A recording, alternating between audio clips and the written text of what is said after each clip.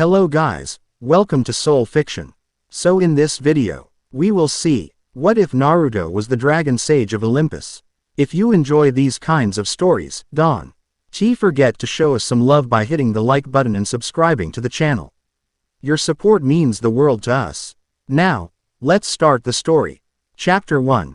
Convergence of Worlds. The storm came without warning. One moment, Naruto Uzumaki had been locked in desperate battle with a Kagaya-level threat, a pale-skinned entity that had torn through dimensions like paper. The next, reality itself had fractured around him. He remembered the sensation of falling through endless darkness, his body feeling simultaneously stretched across infinite space and compressed to the size of a single atom. Then nothing. Now, consciousness returned in painful increments. First came the scent. Damp earth and pine. Nothing like the scorched battlefield he'd last remembered. Then sound. Birdsong and the gentle rustle of leaves in a breeze. Finally, sensation. Cool grass beneath his fingertips, morning dew soaking through his tattered clothing.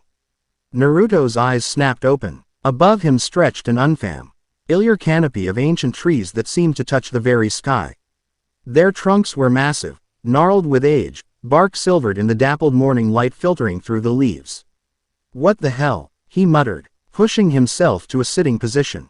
Pain lanced through his ribs, at least two were broken, and dried blood caked the side of his face.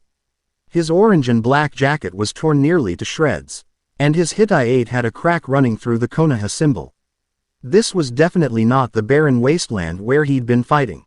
This forest was ancient, practically humming with natural energy so potent it made the hair on his arms stand on end. It felt almost like Sage Mode chakra, but different, wilder, more primal. Naruto closed his eyes, trying to sense his surroundings. The familiar presence of Kurama stirred within him. "You feel it too, don't you?" The nine tails rumbled in his mind. "Yeah," Naruto replied. "This chakra, it's not like anything I've felt before." "It's not chakra," Kurama corrected. "At least, not as we know it. This energy is older. More divine." Naruto frowned. "Divine, like the Sage of Six Paths?" "No, different, but equally powerful. We're not in our world anymore, Naruto." The realization should have shocked him more than it did. After everything he'd seen, dimensions created within Genjutsu, the realms of the tailed beasts, the pure land. The idea of another world entirely didn't seem so far-fetched. "Can you sense anyone nearby?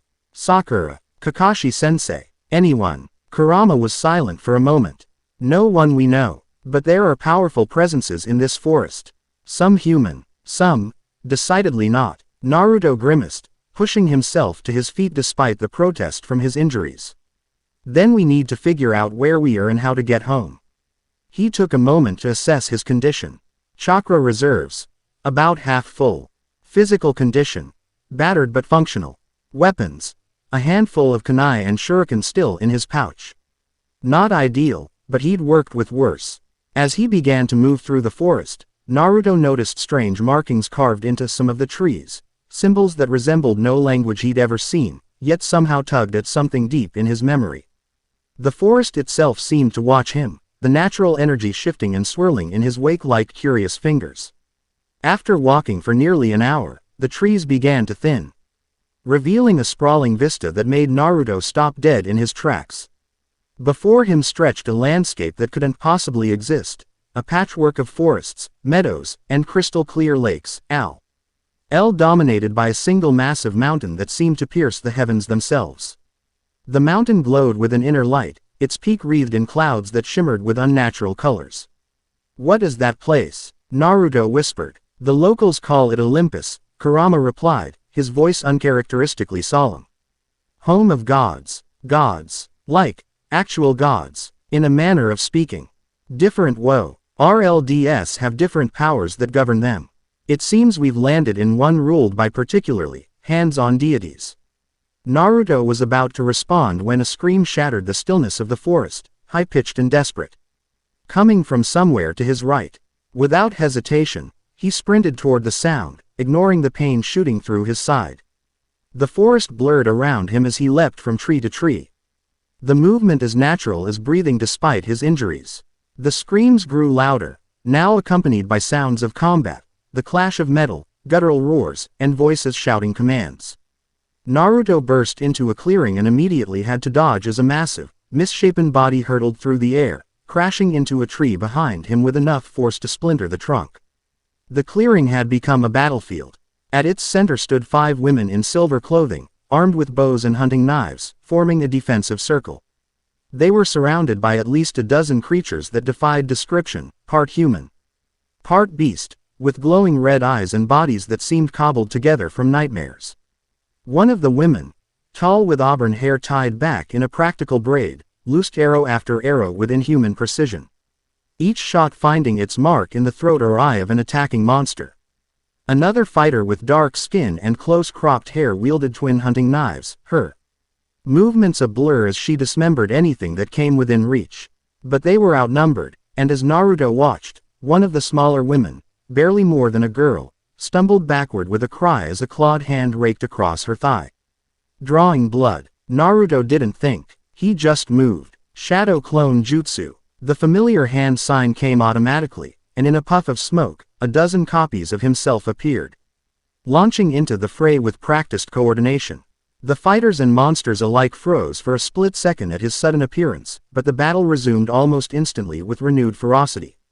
Naruto's clones engaged the nearest monsters, kunai flashing in the dappled sunlight as they drove the creatures back from the wounded girl. The real Naruto landed beside the auburn-haired woman who seemed to be the leader. "Need a hand?" he asked, deflecting a barbed tail with a kunai. She spared him a single startled glance, taking in his torn clothing and battered appearance before her eyes narrowed with suspicion. "Who are you, boy? These woods are forbidden to males." "I'm Naruto Uzumaki," he replied, ducking under the swipe of a clawed hand and driving his knee into what he hoped was the creature's stomach. It doubled over with a hiss. "And I was just passing through when I heard the fight. These are no ordinary monsters," the woman warned, loosing another arrow that took a creature through the eye. It dissolved into golden dust. "They're Empusai and Telekines, servants of darker powers. They don't normally hunt together like this." Naruto spin-kicked another monster, sending it flying backward. "Yeah, well, they're hunting together now. Any tips on how to kill them permanently?" "Celestial bronze, silver, or divine energy," she replied tersely, gesturing to her silver bow. "Ordinary weapons will only slow them down." As if to prove her point, one of Naruto's clones landed a solid hit with a kunai, embedding the weapon deep in a monster's chest. The creature merely growled, pulled out the blade, and lashed out, dispelling the clone in a puff of smoke. "Divine energy, huh?" Naruto grinned, feeling a familiar warmth spread through him as he called upon the Nine Tails chakra. Golden energy enveloped his body, forming a flickering shroud that resembled flames. His whisker marks deepened, eyes shifting to crimson with slitted pupils. "Will this work?" The woman's eyes widened. "What are you?" Naruto didn't wait for her to finish. He lunged forward, moving faster than the human eye could track, his chakra-enhanced fist connecting with the nearest monster. The creature didn't just fall, it disintegrated into golden dust with a shriek of pain. "That works," he called out, already moving to the next target. With Naruto's clones providing distractee on and his Nine Tails chakra proving lethal to the creatures, the tide of battle quickly turned. The women fought with practiced precision, their silver weapons gleaming as they cut down monster after monster. The last creature, larger than the others, with ram's horns and reptilian eyes, backed away from the group, hissing something in a language Naruto didn't understand. Then it fixed its gaze directly on him. "Dragon blood," it spat in accented but understandable words. "Master will be pleased to know you've returned." Before anyone could react, the creature slashed its claws across its own chest. Instead of blood, green fire erupted from the wound, engulfing it completely. When the flames dissipated, nothing remained but a scorch mark on the forest floor. An uneasy silence fell over the clearing. Naruto released his chakra mode, the golden energy fading as he turned to face the group of women who now regarded him with expressions ranging from cautious gratitude to outright suspicion. The leader stepped forward, her bow still in hand though no longer drawn. Up close, Naruto could see that her eyes were an unusual silver color, almost luminous in the forest shadows. "You fight unusually," she said, her voice measured. "And your energy is unlike anything I've encountered." What are you? Naruto scratched the back of his head, a habit from childhood that emerged whenever he felt uncomfortable. I'm a shinobi, a ninja, from Konohagakure. Though I'm pretty sure that doesn't mean anything to you. You were correct, she confirmed. This Konohagakure is not known to us. And your power, it resembles neither god nor demigod nor any creature of our world. Yeah, about that. Naruto glanced at the imposing mountain in the distance. I think I might be a little lost. Like, wrong world kind of lost. The woman's expression didn't change, but something flickered in her silver eyes, recognition, perhaps, or confirmation of a suspicion. I am Selene, she said finally, lieutenant of the Hunters of Artemis. These are my sisters in arms, Talia, Phoebe, Naomi, and Kellen. She gestured to each woman in turn. The dark-skinned fighter with the twin knives nodded curtly. The youngest, still nursing her wounded leg, looked at Naruto with undisguised curiosity. We were tracking those monsters, Selene continued, trying to determine why they've been gathering in unusual numbers near the sacred forests. Now it seems they may have been searching for something. Or someone. Her gaze lingered meaningfully on Naruto. Hey, I just got here, he protested, raising his hands. I am as confused as you are about why that thing called me, dragon blood, or whatever. Dragon blood, repeated the youngest hunter, Kellen, her eyes wide. But that's impossible. The dragon sages were wiped out centuries ago. During the First Titan War. Naruto blinked. Dragon sages. Like, people who can use dragon energy or something. Not just use it, said the hunter called Talia, speaking for the first time. Her electric blue eyes studied him intently. They were mediators between the gods and the primordial forces. Part human, part divine, with the ability to channel and balance cosmic energies through draconic forms. They served as peacekeepers until they were betrayed and destroyed. All except one bloodline, Selene added quietly. Rumored to have escaped to another world entirely. Her silver eyes never left Naruto's face. A world where, perhaps, they might have become something like these, shinobi you speak of. A chill ran down Naruto's spine that had nothing to do with the forest breeze. Look, I'm just trying to find my way home. I don't know anything about dragon sages or titans or gods. And yet, Selene said, gesturing to the dissolving remains of the monsters, you channel divine energy with ease. You create duplicates of yourself from nothing. And the monsters, servants of Typhon, no less, recognized something in you. Naruto was about to argue further and a searing pain suddenly lanced through his chest. He gasped, dropping to one knee as his vision swam. Heat flooded his body, centering around his heart before spreading outward along his limbs like liquid fire. What's happening? He managed through gritted teeth. Through blurred vision, he saw the hunters back away, all except Selene, who knelt before him with an expression of wonder. The awakening, she whispered. Just as the prophecies foretold. Naruto could barely hear her over the roaring in his ears. Inside him, Kurama stirred uneasily. Naruto, the Nine Tails growled, something's changing in your chakra network. It's like it's remembering something. The pain intensified, and Naruto hunched forward, his forehead nearly touching the ground. Then, just as suddenly as it had begun, the agony transformed into something else entirely, a rush of power unlike anything he'd ever experienced, more primal than even Kurama's chakra. Energy coursed through him, rewriting something fundamental in his being. When he looked down at his hands, ethereal blue scales shimmered beneath his skin, appearing and disappearing like a mirage. What's happening to me? He gasped. Your heritage awakens, Selene said, her voice gentle despite the wariness in her eyes. The blood of the dragon sages runs in your veins, dormant until now. This world, the world of your ancestors, is calling to it.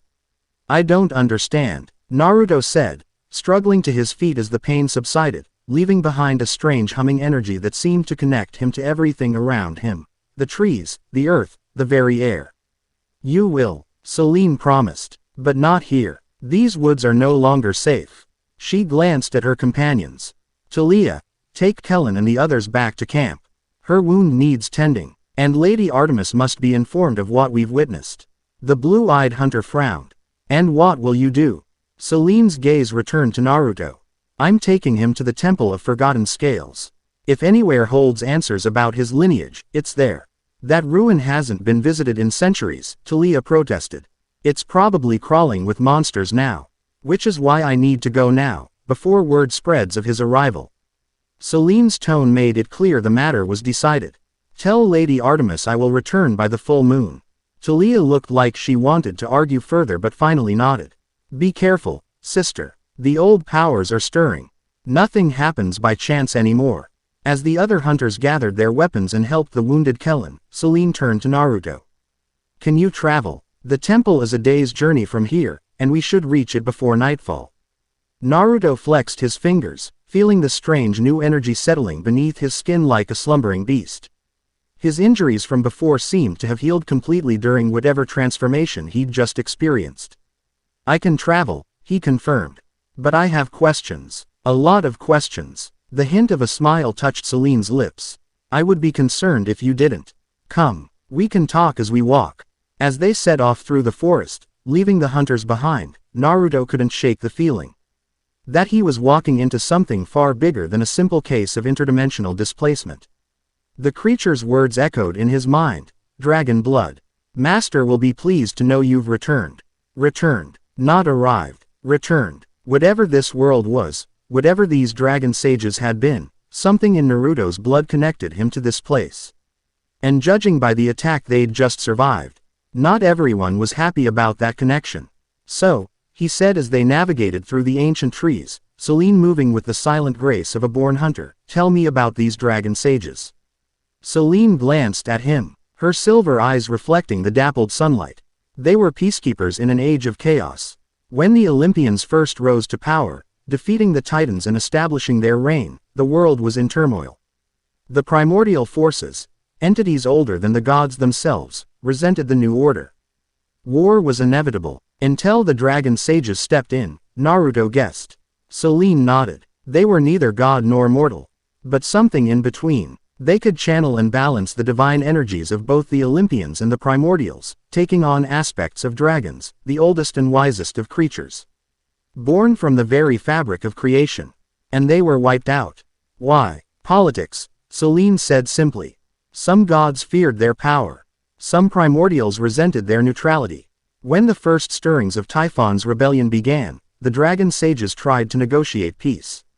For their efforts, they were betrayed, hunted down by both sides who feared they would ally with the other. Except for one bloodline, Naruto prompted, remembering her earlier words. Yes, the youngest of the dragon sage families, those who had counseled retreat rather than mediation, supposedly found a way to flee beyond the reach of gods and titans alike. To another world entirely. She glanced at his whisker-marked cheeks. Perhaps to become something new. They walked in silence for a time, Naruto processing this information. It seemed absurd, and yet, hadn't his own world seen the rise and fall of the Sage of Six Paths? Hadn't chakra itself come from a divine tree and a celestial being? Who was to say his ancestors hadn't originally come from a world of Greek gods and monsters? This temple we're going to, he said finally. What will we find there? Knowledge, hopefully, Celine replied. The Temple of Forgotten Scales was the central sanctuary of the dragon sages before their fall. It's said to contain records of their techniques, their bloodlines, and perhaps even clues to how they traveled between worlds. And you think it might help me get home? Celine's expression turned somber. Perhaps. But Naruto, your arrival here may not be accident. That creature called you, returned, not arrived. The monsters serving Typhon were searching these woods, and they recognized something in you instantly. You think I was brought here on purpose, Naruto said slowly. But why, and by whom? That, Celine said, is what truly concerns me. As they continued through the forest, the terrain gradually became more rugged. Ancient trees gave way to weathered stone forma. Tyons that looked almost like petrified creatures. Some resembled dragons, their features worn by countless seasons but still recognizable. A wing here, a taloned foot there, a ridged spine emerging on the earth like the backbone of a buried giant. Were these actually dragons once? Naruto asked, placing his hand on a stone formation that resembled a massive scaled head. No one knows for certain, Celine replied. Some believe they are merely natural formations that the dragon sages shaped through their arts to honor their patrons. Others think they might be the actual remains of the first dragons, turned to stone when the primordial age ended. As Naruto's palm made contact with the stone dragon head, a jolt of energy surged through him. The dormant power awakened during the battle stirred again, and for a brief moment, he could have sworn the stone felt warm beneath his touch, pulsing like a heartbeat. "Whoa," he muttered, pulling his hand back. Celine watched him with keen interest. "What did you feel?" "Like it. Recognized me," Naruto said, struggling to describe the sensation. "Like it was happy." "That sounds crazy, right? In a world of gods and monsters, very little qualifies as crazy," Celine said with the barest hint of amusement. "The old powers remember, even when we forget." They continued on, the path growing steeper as they began to climb what Celine led the spine of Draken, a ridge of mountains that snaked away from Olympus like the tail of some massive beast. By mid-afternoon, they had reached a plateau overlooking a vast valley. In the distance, the great mountain still dominated the horizon, its peak now clearly visible above the cloud line, gleaming with structures of impossible beauty. "Olympus," Celine said, following his gaze. "Home of the gods. Few mortals ever set eyes upon it, and fewer still are invited to ascend its heights." "It's beautiful," Naruto admitted. "But also intimidating, as it should be. The gods are not to be taken lightly, Naruto. They are powerful, yes, but also capricious. Their moods shift like weather, and their favor is never guaranteed." She turned away from the view. "We should continue. The temple lies in the valley beyond this ridge, and I would prefer to reach it before sunset." As they descended into the valley, Naruto noticed the vegetation changing. The familiar oaks and pines gave way to strange, twisted trees with silvery bark and leaves that shimmered with an inner light. Flowers unlike any he'd seen before carpeted the forest floor, blossoms with petals that seemed to be made of living flame. Others that chimed softly when the wind blew through them. "This place feels different," Naruto observed, watching as what looked like a miniature dragon the size of his hand, more like a lizard with tiny wings, darted across their path. "We've entered one of the few remaining sanctuaries of old magic," Celine explained. "Places where the boundaries between the mortal world and the divine are naturally thin. The dragon sages built their temples in such locations, drawing on the ambient energy to fuel their arts." Naruto could feel it, a tingling in his skin, a subtle pressure behind his eyes. The dormant power within him stirred in response, like a sleeping beast rousing at a familiar scent. "It's responding to this place," he said, looking down at his hands where the ghostly blue scales shimmered briefly beneath his skin. "Your heritage recognizes its home," Celine said. "The blood of the dragon sages has awakened in you, but it remains untamed, untrained. In our world, such power rarely stays hidden for long. The monsters already sense it. Soon, others will too." "Others? You mean the gods?" Celine's expression grew guarded. "The gods, yes, but also older things, darker things. The return of dragon blood to our world will not go unnoticed, Naruto." Already the balance shifts. Before Naruto could ask what she meant, a distant howl echoed through the valley, a sound that raised the hair on the back of his neck. It wasn't quite animal, carrying undertones that were almost human but distorted, wrong somehow. Celine tensed, her hand going to the silver bow slung across her back. "We need to move, quickly." "What was that?" Naruto asked, already picking up his pace to match hers. "Lycanthropes," she replied grimly. "Werewolves. And judging by that howl, they're led by Lysoun himself." Lysoun, the first werewolf, a king cursed by Zeus after he tried to feed the god human flesh. "He's ancient, powerful, and utterly ruthless." Her silver eyes scanned the trees around them. "And he doesn't typically venture this close to sacred ground unless something, or someone, has drawn him here." The implication was clear. Something about Naruto, his arrival, his awakening power, had attracted the attention of this Lysoun. And judging by Celine's reaction, that was very bad news indeed. They moved faster now, no longer taking time to admire the strange beauty of the sacred valley.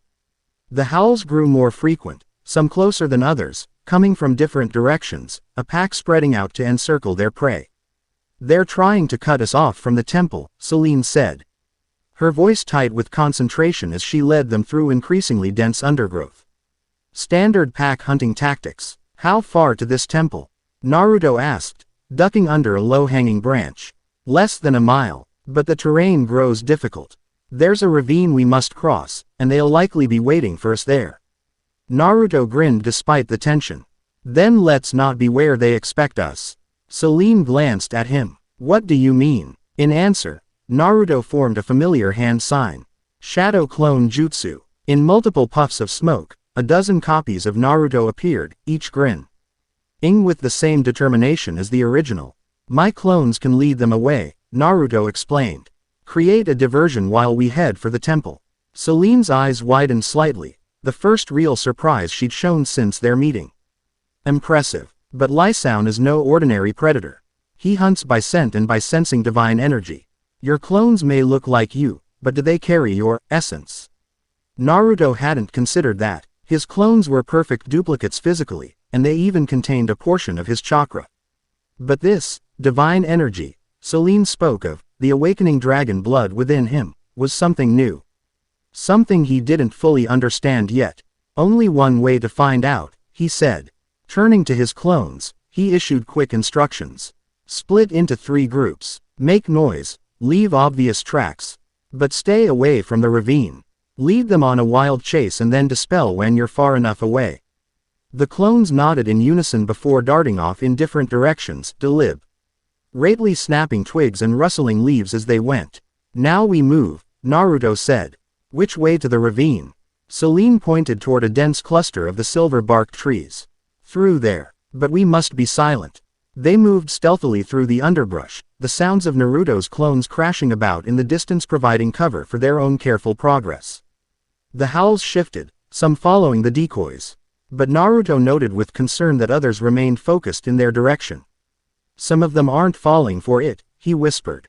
Lysoun, Celine confirmed softly. He's tracking your energy directly. They reached the edge of a steep ravine. Far below, a river of startling blue water rushed over stones that glittered like jewels in the late afternoon light. On the far side, perhaps 100 feet away, the land rose again, and Naruto could make out what appeared to be ruins, crumbling columns and archways half reclaimed by the strange vegetation. The Temple of Forgotten Scales, Celine said, gesturing to the ruins, but the bridge that once spanned this ravine was destroyed centuries ago. Naruto assessed the gap. It was too far to jump, even with chakra enhancement. Quote, I don't suppose you have some hunter trick for crossing ravines. Celine shook her head. Normally I would pray to Lady Artemis for assistance, but, she glanced at Naruto. Given your unique situation, drawing the attention of the gods right now might be unwise. A howl, much closer than the others, interrupted their deliberation. Celine notched an arrow to her bow in one fluid motion, her body tense. He's close, she whispered. We're out of time. Naruto looked back at the ravine, an idea forming. I might be able to get us across, but I'll need to try something I've never done before. What do you? Before she could finish, the undergrowth behind them exploded outward as an enormous wolf burst into the clearing, except it wasn't exactly a wolf. It stood on 2 legs, its body a grotesque hybrid of human and canine features. Matted gray fur covered rippling muscles, and its hands ended in claws the length of daggers. But it was the creature's face that chilled Naruto's blood, a wolf's muzzle filled with razor-sharp teeth, but with eyes that were unmistakably human, glittering with malevolent intelligence. Behind this monstrous leader came others, smaller but no less terrifying. Moving with the coordinated precision of a pack that had hunted together for centuries. Lysoun, Celine breathed, her arrow aimed at the lead werewolf's heart. The werewolf king's muzzle pulled back in what might have been a smile, revealing even more teeth. When he spoke, his voice was a guttural growl that nonetheless formed clear words. The hunter and the dragon blood, he rumbled, his gaze fixing on Naruto with hungry intensity. My master will be pleased when I bring him your head, boy. The last of the dragon sages, returned at last, only to die before fulfilling the prophecy. Prophecy, Naruto repeated, falling into a combat stance. What prophecy? Lysoun laughed, a sound like stones grinding together. The ignorant lamb walks willingly to slaughter. How delicious. He sniffed the air. You reek of power, child. Yet you know nothing of your purpose. Perhaps I shall enlighten you before I feast on your heart. You talk too much, Naruto shot back, his hands already forming seals. The strange energy within him surged in response to the danger, scales shimmering beneath his skin with increasing solidity. Ly Sound's eyes narrowed. The awakening has barely begun, and already you challenge me. Brave but foolish. He raised a clawed hand, and his pack tensed, ready to spring. Take the hunter, he commanded. The boy is mine. Everything happened at once. The pack lunged forward as Selene loosed her first arrow, striking a werewolf in the eye. It dissolved into shadow with a howl of pain. Ly Sound himself charged directly at Naruto, moving with impossible speed for something so large. Naruto completed his jutsu just as the werewolf king's claws slashed toward his throat. Wind style. Great breakthrough. A concentrated blast of wind chakra erupted from Naruto's palm, catching Ly Sound mid-leap and sending him flying backward into his own pack. The werewolves tumbled in a confusion of limbs and snarls, momentarily disoriented. Selene, Naruto shouted, grabbing the hunter's arm. I need you to trust me. Without waiting for her response, he channeled chakra to his feet and leapt as high as he could, pulling her with him. At the apex of their jump, hovering momentarily above the ravine, Naruto focused on the strange new energy coursing through his veins. It responded eagerly, almost joyfully, as if it had been waiting for this moment. Come on, he muttered, visualizing what he needed. If I'm really some dragon blood sage, then show me what that means. The energy surged, and pain lanced through Naruto's shoulder blades. With a sound like tearing fabric, something erupted from his back, massive. Translucent wings formed of pure blue energy, shimmering with the same scale-like pattern he'd seen on his skin. Selene gasped, her silver eyes wide with astonishment. But Naruto was already focusing on making the wings move, instinct guiding him where experience couldn't. They beat once, twice, catching the air, and suddenly they were no longer falling but gliding across the ravine. The flight was far from graceful. Naruto had no idea how to control these manifestations, and they wobbled dangerously, nearly crashing into the far cliff face before he managed to pull up at the last second. They landed hard on the other side, Naruto's knees buckling as the energy wings dissipated in a shower of ethereal blue scales. That was. Selene seemed at a loss for words. Improvised. Naruto finished for her, wincing as he stood. The manifestation had drained him more than expected. And not something I want to try again until I figure out how it works. A furious howl from the far side of the ravine reminded them of their pursuers. Ly Sound stood at the edge, his lupine features contorted with rage. This changes nothing, dragon blood. He snarled, his voice carrying easily across the gap. You cannot hide in the temple forever. And when you emerge, I will be waiting. Looking forward to a rematch, Naruto called back, forcing confidence into his voice despite his exhaustion. Selene tugged at his arm. Come. The temple will offer some protection, but we should hurry. The sun sets soon, and Ly Sound's power grows with the darkness. They turned and made their way toward the ruins. As they drew closer, Naruto could see that what had appeared to be simple stone was actually something far more remarkable. The pillars were carved to resemble intertwined dragons, their scales inlaid with some material that caught the fading sunlight and refracted it in dazzling patterns.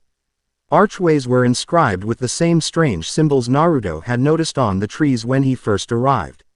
But here they were more elaborate, forming complex patterns that seemed to shift if looked at too directly.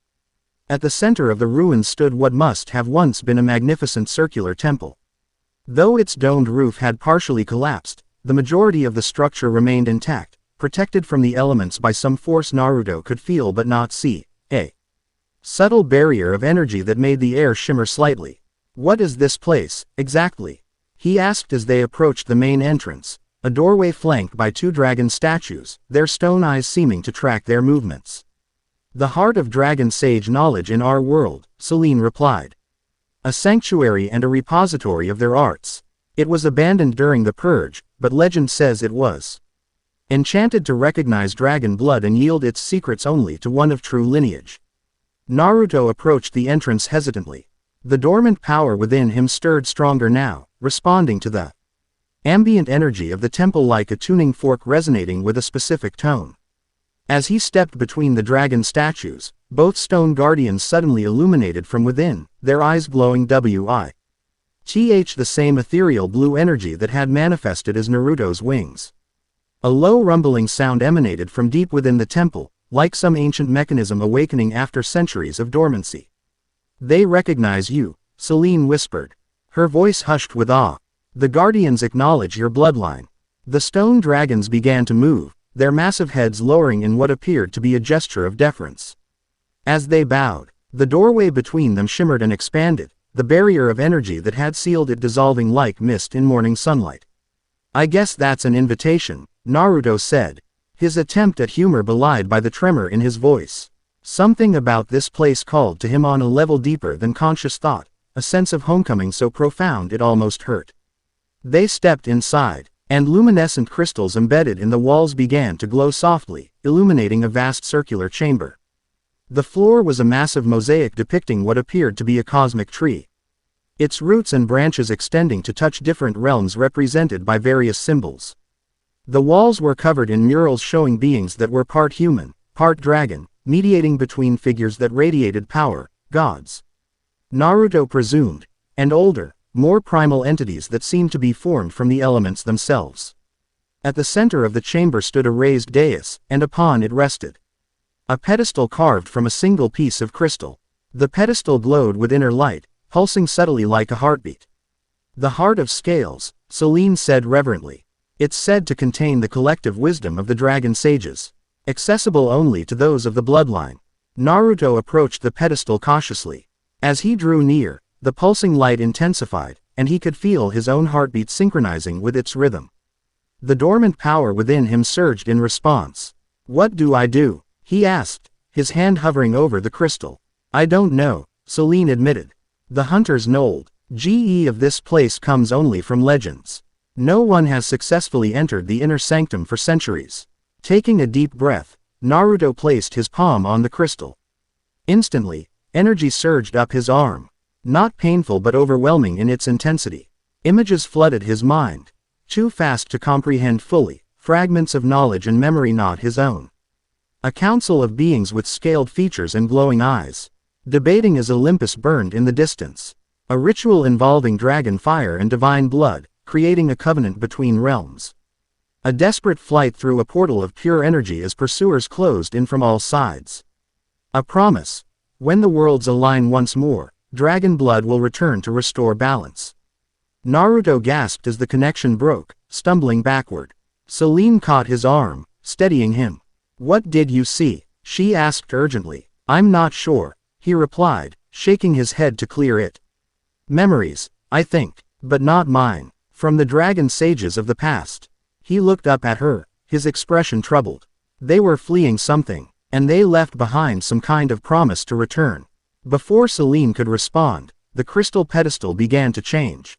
The light within it coalesced, forming a three-dimensional image that hovered above its surface, a map of sorts, showing the temple and its surroundings, then expanding outward to encompass a wider area.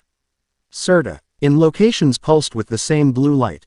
The temple itself, a mountain peak far to the north, an island in what appeared to be a vast sea, and a dark fissure in the earth marked with warning symbols.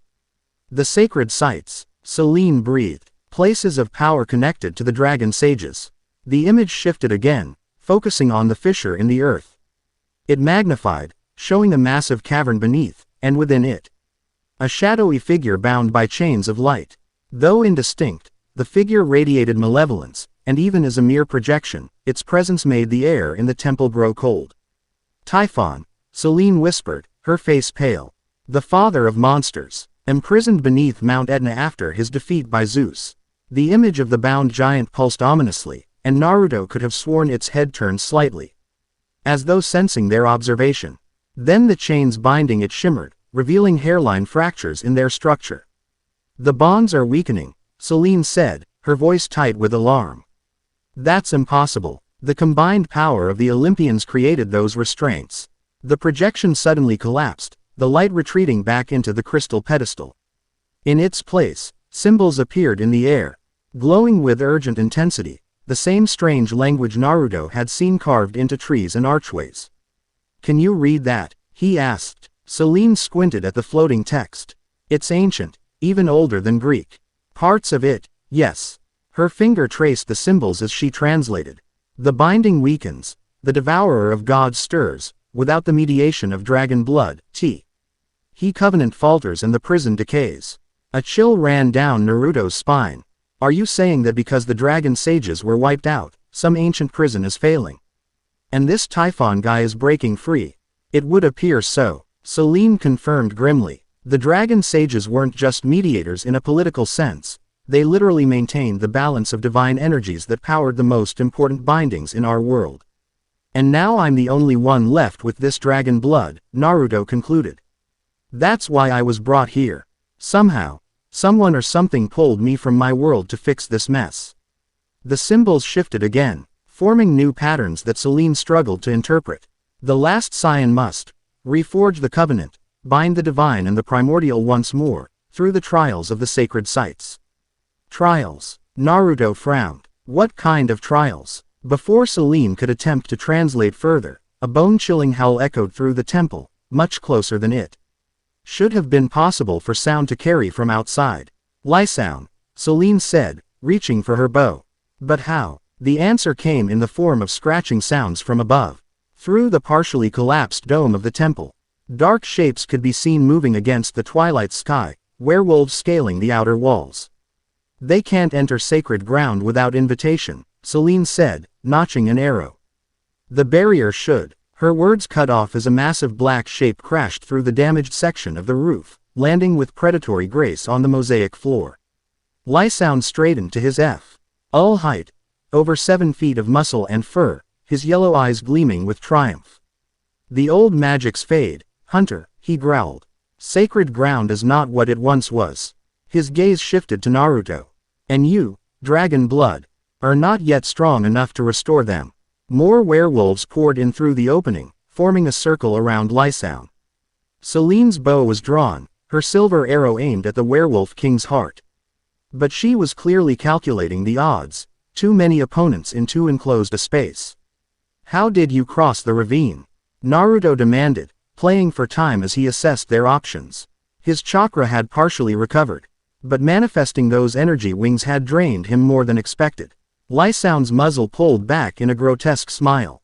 The same way we tracked you here, boy. We followed the scent of your power. He gestured to what Naruto had assumed was fur on his chest, but now saw was actually a cloak made of some strange, shimmering material. This was fashioned from the hide of the last dragon sage my master slew. It allows me to track, and to some degree, mimic dragon blood abilities. Inside Naruto, Kurama stirred uneasily. I don't like this, Naruto. His energy feels corrupted, tainted by something ancient and malevolent. Your master, Naruto said aloud. You mean Typhon? Lysound's eyes widened slightly, then narrowed with renewed interest. So the temple has already shown you some truths. Good. That will make things much simpler. He took a step forward. My master stirs from his long imprisonment, dragon blood. The chains that bind him weaken with every passing day. Soon he will be free to remake this world as it should have been, with his children, the true monsters, as the dominant power. And you think I'm going to help with that? Naruto scoffed. Oh, you misunderstand. Lysound chuckled darkly. You won't be helping. You'll be sacrificed. The blood of the last dragon sage, spilled on the chains of Typhon's prison, will dissolve them completely. His yellow eyes gleamed with fanatical light. Your death will free my master and usher in a new age of monsters. Naruto exchanged a quick glance with Celine. Her expression was grim but determined, and he could see her slowly shifting position to put the crystal pedestal between herself and the closest werewolves. Not gonna happen, Naruto said, focusing his chakra. The strange new energy, his dragon blood power, responded more readily now, as if awakened further by his contact with the heart of scales. Ethereal blue scales shimmered beneath his skin, more solid than before. Lysound snarled. You have no choice, boy. You are untrained, unaware of your true potential. I have hunted dragon sages before. I know exactly how to kill one. In a blur of movement, Lysound lunged forward, his claws aimed at Naruto's throat. Despite his massive size, the werewolf king moved with terrifying speed. But Naruto was no ordinary opponent. Years of shinobi training kicked in, and he sidestepped the attack with a fluid grace that seemed to surprise Lysao. At the same moment, Celine loosed her first arrow, striking one of the circling werewolves directly through the eye. It dissolved into shadow with a piteous howl. Shadow clone jutsu. Naruto formed the hand sign, and a dozen copies of himself appeared throughout the chamber, immediately engaging the werewolves. Chaos erupted as the clones battled the monsters. Celine moved with incredible speed, her silver arrows finding their marks with unerring accuracy despite the confined space and frantic movement. 3 more werewolves dissolved into shadow, but more were pouring in through the damaged roof. Lysao recovered from his initial lunge and circled Naruto warily. Interesting tricks, dragon blood. But mere illusions won't save you. They're not illusions. Naruto shot back, as one of his clones landed a solid kick to a werewolf's jaw, sending it sprawling. They're solid clones, and they're just the beginning of what I can do. Drawing on his chakra, Naruto formed a swirling sphere of energy in his palm, the Rasengan, one of his signature techniques. But as the jutsu formed, something unexpected happened. The blue dragon energy within him surged into the Rasengan, transforming it. The sphere expanded, taking on a distinctly draconic aspect, almost like a miniature dragon coiled around itself, composed of pure energy. Naruto stared at the modified technique in surprise, but there was no time to analyze it. Lysao charged again, claws extended. Naruto met the attack head-on, driving the dragon-infused Rasengan directly into the werewolf king's chest. Dragon Sage Art. Spiral Dragon Strike. The name came to him instinctively, as if pulled from racial memory. The technique connected with devastating effect. Instead of the grinding, drilling force of a normal Rasengan, this version exploded outward on impact, the energy taking the momentary form of a dragon's head that roared as it engulfed Lysao. The Wolf King was thrown backward with tremendous force, crashing through multiple columns before slamming into the far wall of the temple. The impact shook the entire structure, sending dust and debris raining down from the damaged ceiling. For a moment, everything stopped. The remaining werewolves froze, staring at their fallen leader. Celine paused mid-draw, her silver eyes wide with astonishment. Then Lysao moved, pushing himself up from the rubble. His fur was singed, and a smoking wound on his chest revealed charred flesh beneath. But he was far from defeated. His yellow eyes blazed with fury and a new respect. "First blood to you, dragon blood," he growled. "You learn quickly, perhaps too quickly to risk taking you alive." He raised his clawed hand, and the remaining werewolves tensed, ready to launch a coordinated attack. Naruto prepared to defend, but the manifestation of the dragon-enhanced Rasengan had drained him significantly. He wasn't sure he could produce another, and they were still badly outnumbered. Then, without warning, the crystal pedestal at the center of the chamber flared with blinding light. The temperature in the room dropped precipitously, frost forming instantly on the stone floor and walls. The werewolves howled in pain, backing away from the increasingly intense cold emanating from the heart of Scales. A voice spoke, not aloud, but directly into Naruto's mind, resonating with ancient power. "The bloodline awakens. The covenant stirs. Flee now, last scion, while the temple remembers its purpose." The light from the pedestal coalesced into a beam that struck the mosaic floor, illuminating the cosmic tree depicted there. The image began to glow, branches and roots shifting, rearranging themselves to form a new pattern, a doorway of pure energy. "A portal," Celine gasped, lowering her bow. "The temple is creating an escape route." Lysao snarled, understanding immediately what was happening. "Stop them," he commanded, struggling forward despite the intensifying cold that seemed to affect the werewolves far more than it did Naruto or Celine. "Go," Celine urged, grabbing Naruto's arm and pulling him toward the glowing doorway. "The temple won't hold them for long." Naruto hesitated, reluctant to retreat from a fight, but he could see the wisdom in a tactical withdrawal. They were outnumbered, and he was still coming to terms with these new powers. Better to escape and regroup. Together, they leapt into the portal of light just as Lysao broke through the zone of intense cold, his claws slashing at empty air where they had stood a moment before. The last thing Naruto saw was the werewolf king's face contorted in rage, and then they were falling through a tunnel of swirling energy, the temple and its attackers left far behind. The Journey through the portal lasted only seconds, but to Naruto, it felt like an eternity. Images flashed through his mind. More fragments of memory not his own, knowledge trying to integrate itself into his consciousness. He saw faces of dragon sages long dead, techniques and abilities he somehow knew he could learn, and glimpses of a cosmic conflict that had shaped this world's history. Then air tumbling onto soft grass under a night sky filled with stars. The portal snapped shut behind them, leaving no trace of its existence. Naruto sat up, disoriented, taking in their new surroundings. They appeared to be on a high hillside overlooking a valley. In the distance, lights twinkled, a city or large settlement of some kind. The air smelled of olive groves and the sea. "Where are we?" he asked, turning to Selene who was already on her feet, scanning their surroundings with the wariness of a born hunter.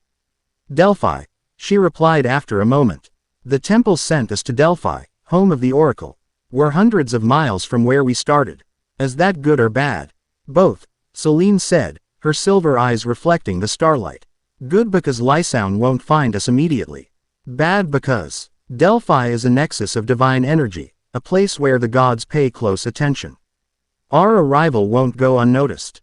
Naruto absorbed this, brushing grass from his tattered clothing. "So what now?" Selene was quiet for a moment, her expression thoughtful. "The temple showed us the sacred sites, places connected to the dragon sages. And it mentioned trials that you must complete to reforge the covenant. I believe we need to visit these locations, beginning with the oracle here at Delphi." "To do what, exactly?" "To awaken and master your heritage," Selene said simply. "You saw what happened in the temple. Your dragon blood responds to these places of power, and with each awakening, your abilities grow.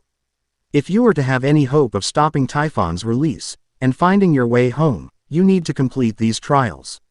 Naruto looked up at the unfamiliar stars, thinking of Konoha, of his friends and the life he'd been torn away from. Then he remembered the vision of Typhon breaking free, the chaos and destruction that would follow. Whether he liked it or not, he was involved now.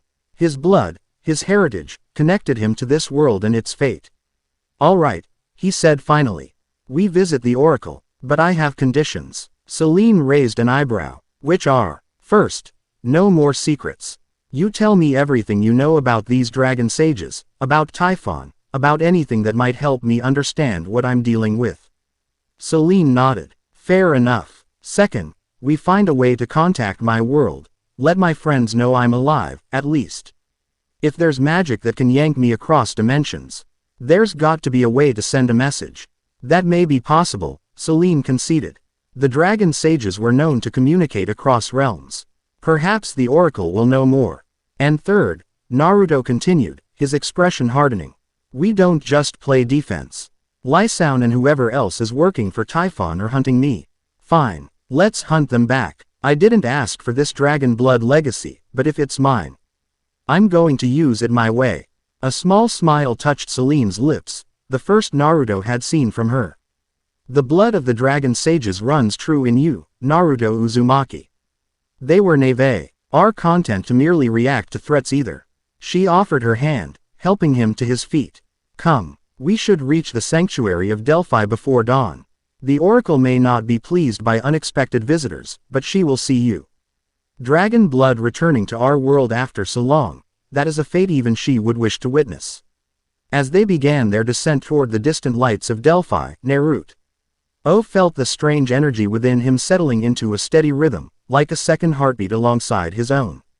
Whatever these trials were, whatever this covenant he was supposed to reforge, he would ace it as he had faced every challenge in his life, head on, with determination in his own ninja way. Behind them, unnoticed, a miniature dragon the size of a sparrow watched their departure with intelligent eyes that gleamed in the darkness. When they had moved beyond sight, it spread delicate wings and took flight, soaring upward toward the peak of Mount Olympus, carrying news that would soon set divine wheels in motion. For better or worse, the dragon sage had returned. Chapter 1 End. Chapter 2. Whispers of the Oracle.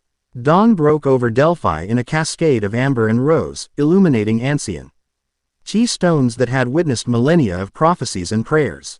Naruto and Selene had reached the outskirts of the sanctuary just as the first light crested the eastern mountains, having traveled Thr. Out the night along winding goat paths and hidden hunters' trails. Now they stood at the sacred way, the main path leading up to the temple of Apollo, watching as the morning light transformed the sanctuary from a collection of shadowy structures to a breathtaking arrangement of columns, treasuries, and altars nestled against the spectacular backdrop of Mount Parnassus. "It's beautiful," Naruto admitted, taking in the scene before them. During their journey, Selene had explained that Delphi was considered the center of the world by the ancient Greeks, the meeting place of heaven and earth, where mortals could communicate with the divine through the oracle.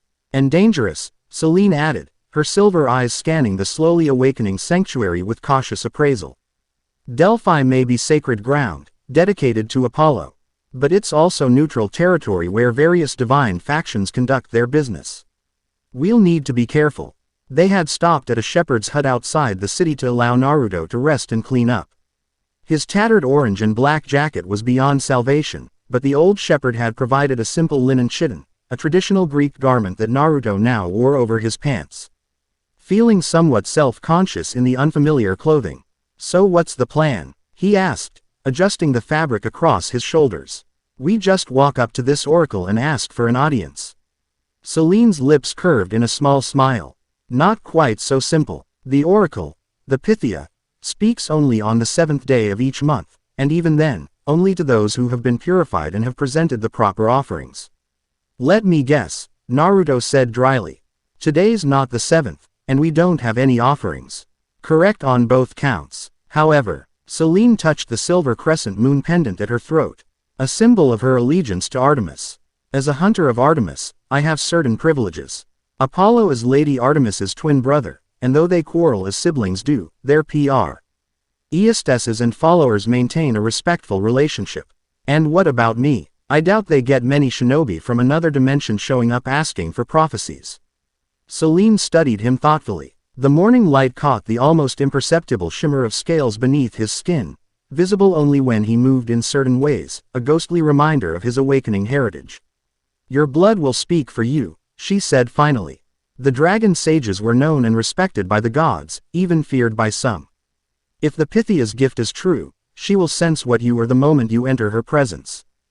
They began their ascent of the sacred way, joining the early morning trickle of visitors, merchants setting up stalls, local worshippers bringing small offerings, and travelers who had journeyed from distant lands to consult the oracle or pay homage to Apollo. Naruto drew curious glances, his foreign features and bearing marking him as a stranger, but in a place accustomed to visitors from all corners of the known world. He didn't stand out as much as he'd feared. Selene led them past the treasury of Athens, a small temple-like building decorated with intricate carvings depicting the labors of Heracles and Theseus, and toward a large circular structure set against the mountainside. "The Temple of Apollo," she explained, nodding toward the impressive building with its towering columns. "But we're not going there, not yet.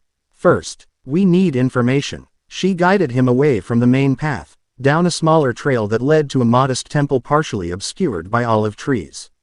Unlike the grand structures of the main sanctuary, this building was simple, almost austere, with an entrance flanked by 2 silver torches that burned with flame even in the daylight. "The Shrine of Artemis," Selene said. "My lady maintains a small presence here in her brother's domain. The priestesses will help us, or at least, they'll help me." The interior of the shrine was cool and dim, illuminated only by silver flames in wall sconces and a circular opening in the roof that allowed a shaft of sunlight to strike a silver statue of a young woman with a bow, surrounded by woodland creatures. The air smelled moonflowers and fresh pine, scents that reminded Naruto incongruously of the forests around Konoha. A woman emerged from a side chamber, dressed in silver robes similar to Selene's hunting attire but more ceremonial in design. Her dark hair was braided with silver ribbons, and her eyes widened in recognition when she saw Selene. "Sister," she greeted, clasping Selene's forearm in a warrior's grip. "The lady's blessing upon you. It has been many seasons since you walked these halls. And upon you, Phoebe," Selene replied warmly. "I come seeking wisdom and sanctuary, in Lady Artemis's name." The priestess's gaze shifted to Naruto, her expression cooling noticeably. "You bring a male to our shrine.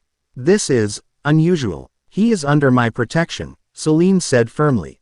And his presence here is a matter that concerns both Olympus and older powers. Phoebe's eyes narrowed, studying Naruto more carefully. Her gaze lingered on his face, particularly the whisker marks on his cheeks, then wide. Ned slightly as she caught the subtle shimmer of scales beneath his skin when he shifted position. By the lady's hounds, she breathed. Is he? Yes, Selene confirmed. The last scion of the dragon sages has returned to our world. And we need your help. The revelation transformed Phoebe's demeanor instantly. She bowed her head to Naruto, a gesture of deep respect that made him uncomfortable. Forgive my initial reception, she said. Had I known what you were.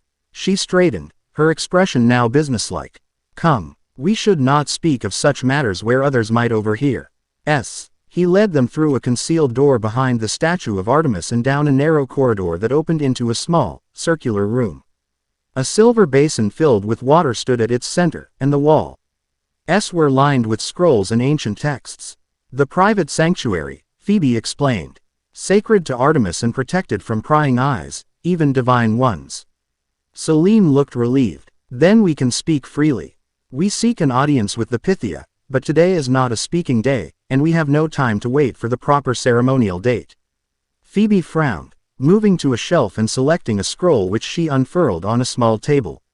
These are difficult times for the oracle, she said, scanning the ancient text. Apollo has been distracted of late. There are rumors of stirrings in the deep places of the world. Ancient bindings weakening. Typhon, Naruto said bluntly, tired of talking around the issue.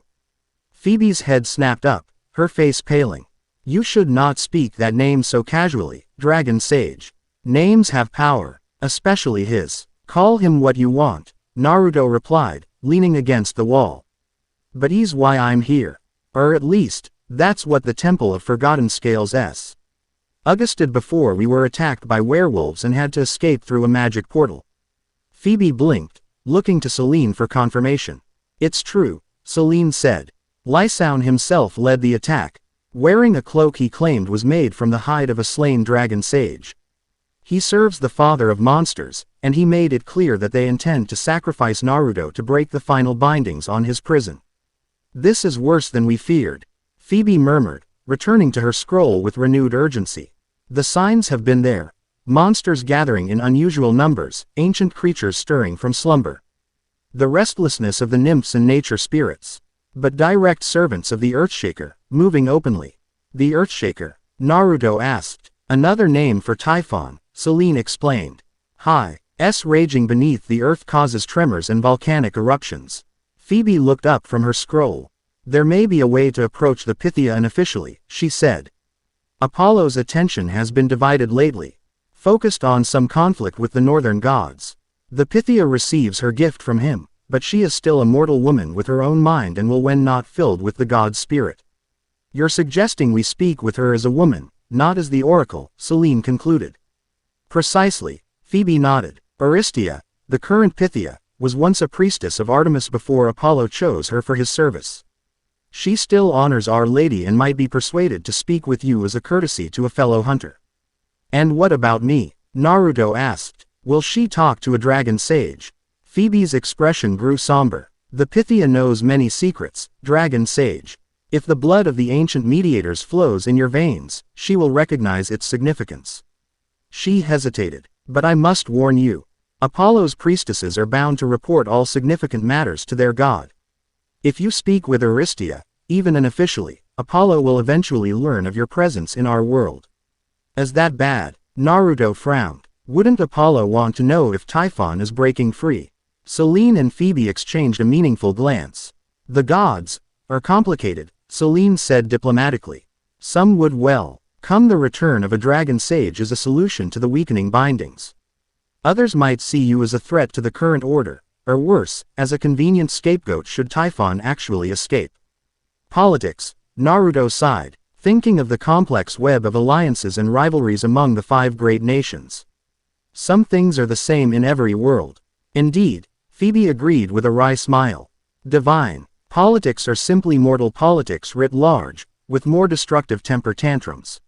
She rolled up the scroll and returned it to its shelf. I can arrange a private meeting with Aristia tonight, AF. Tear the day's official ceremonies are complete. Until then, you should remain here in the sanctuary. It's safer than wandering Delphi, where other, interested parties might notice you. What kind of interested parties? Naruto asked. Delphi attracts all manner of beings, Phoebe replied. Minor gods, nature spirits, demigods serving various Olympians, and occasionally more dangerous entities drawn to the power of the oracle. Some might simply be curious about a stranger with awakening dragon blood. Others might have more sinister intentions. She moved to a side door. I'll prepare chambers for you both and bring food.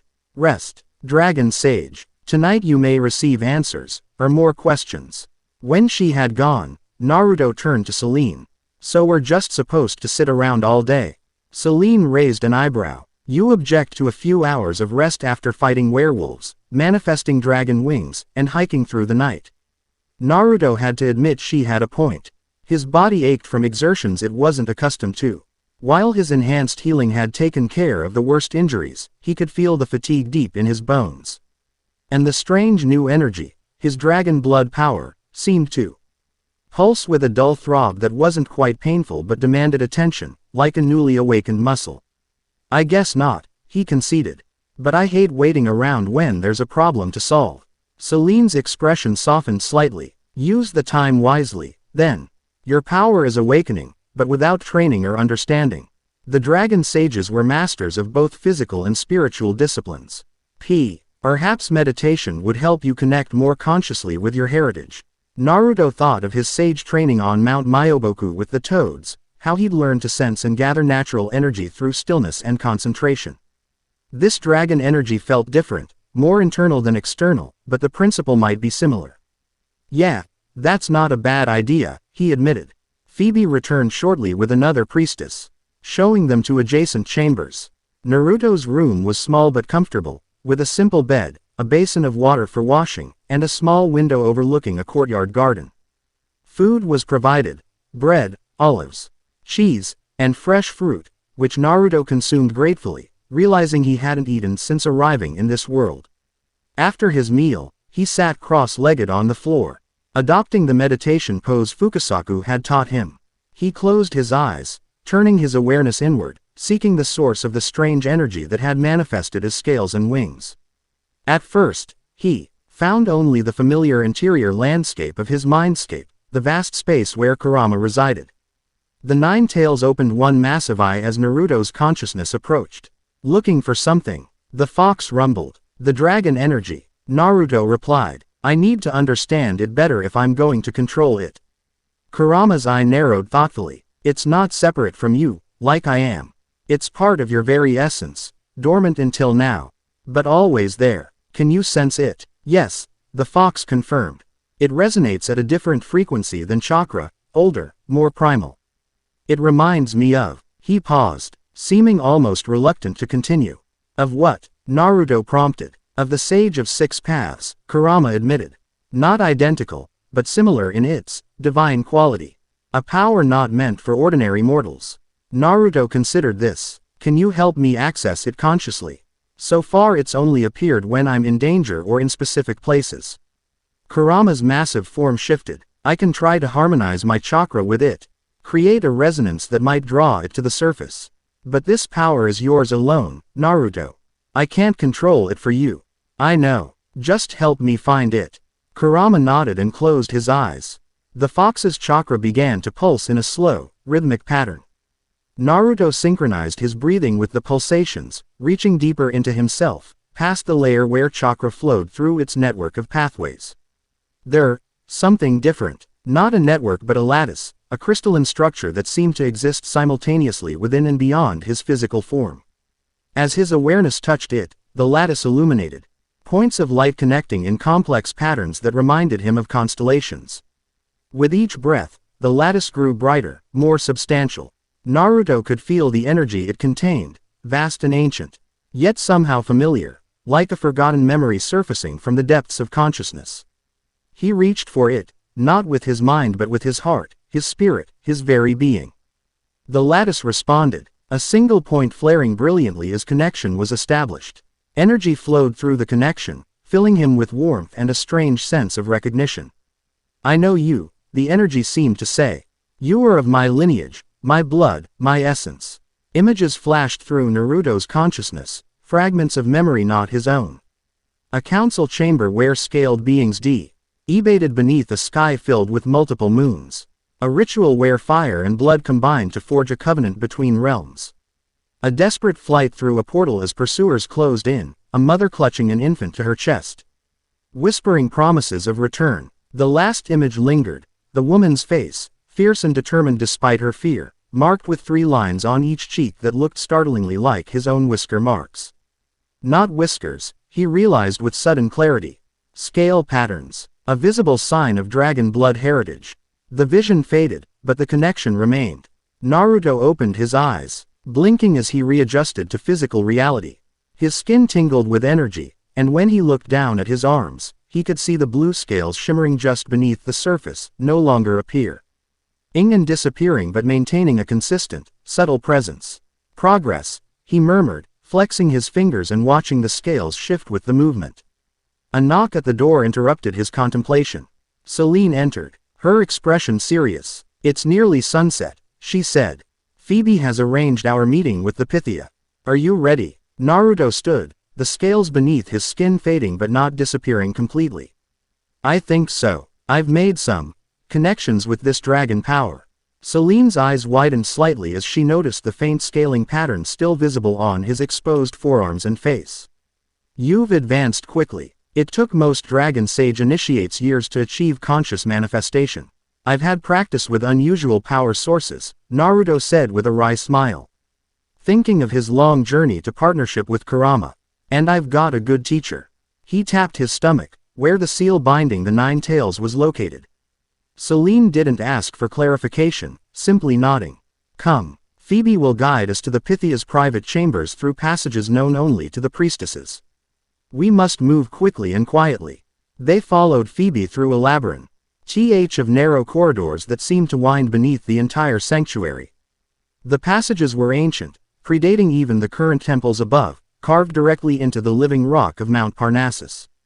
Occasionally they passed small shrines set into niches, some dedicated to Artemis or Apollo, others to deities Naruto didn't recognize, and some that seemed to honor no god at all but rather elemental forces or abstract concepts. These tunnels are older than Olympian worship, Phoebe explained in hushed tones as they walked. They say the Python dwelled in some of these caverns before Apollo slew Chi and established his oracle on its sacred ground. Python? Naruto asked. A great serpent, child of Gaia herself, Phoebe replied.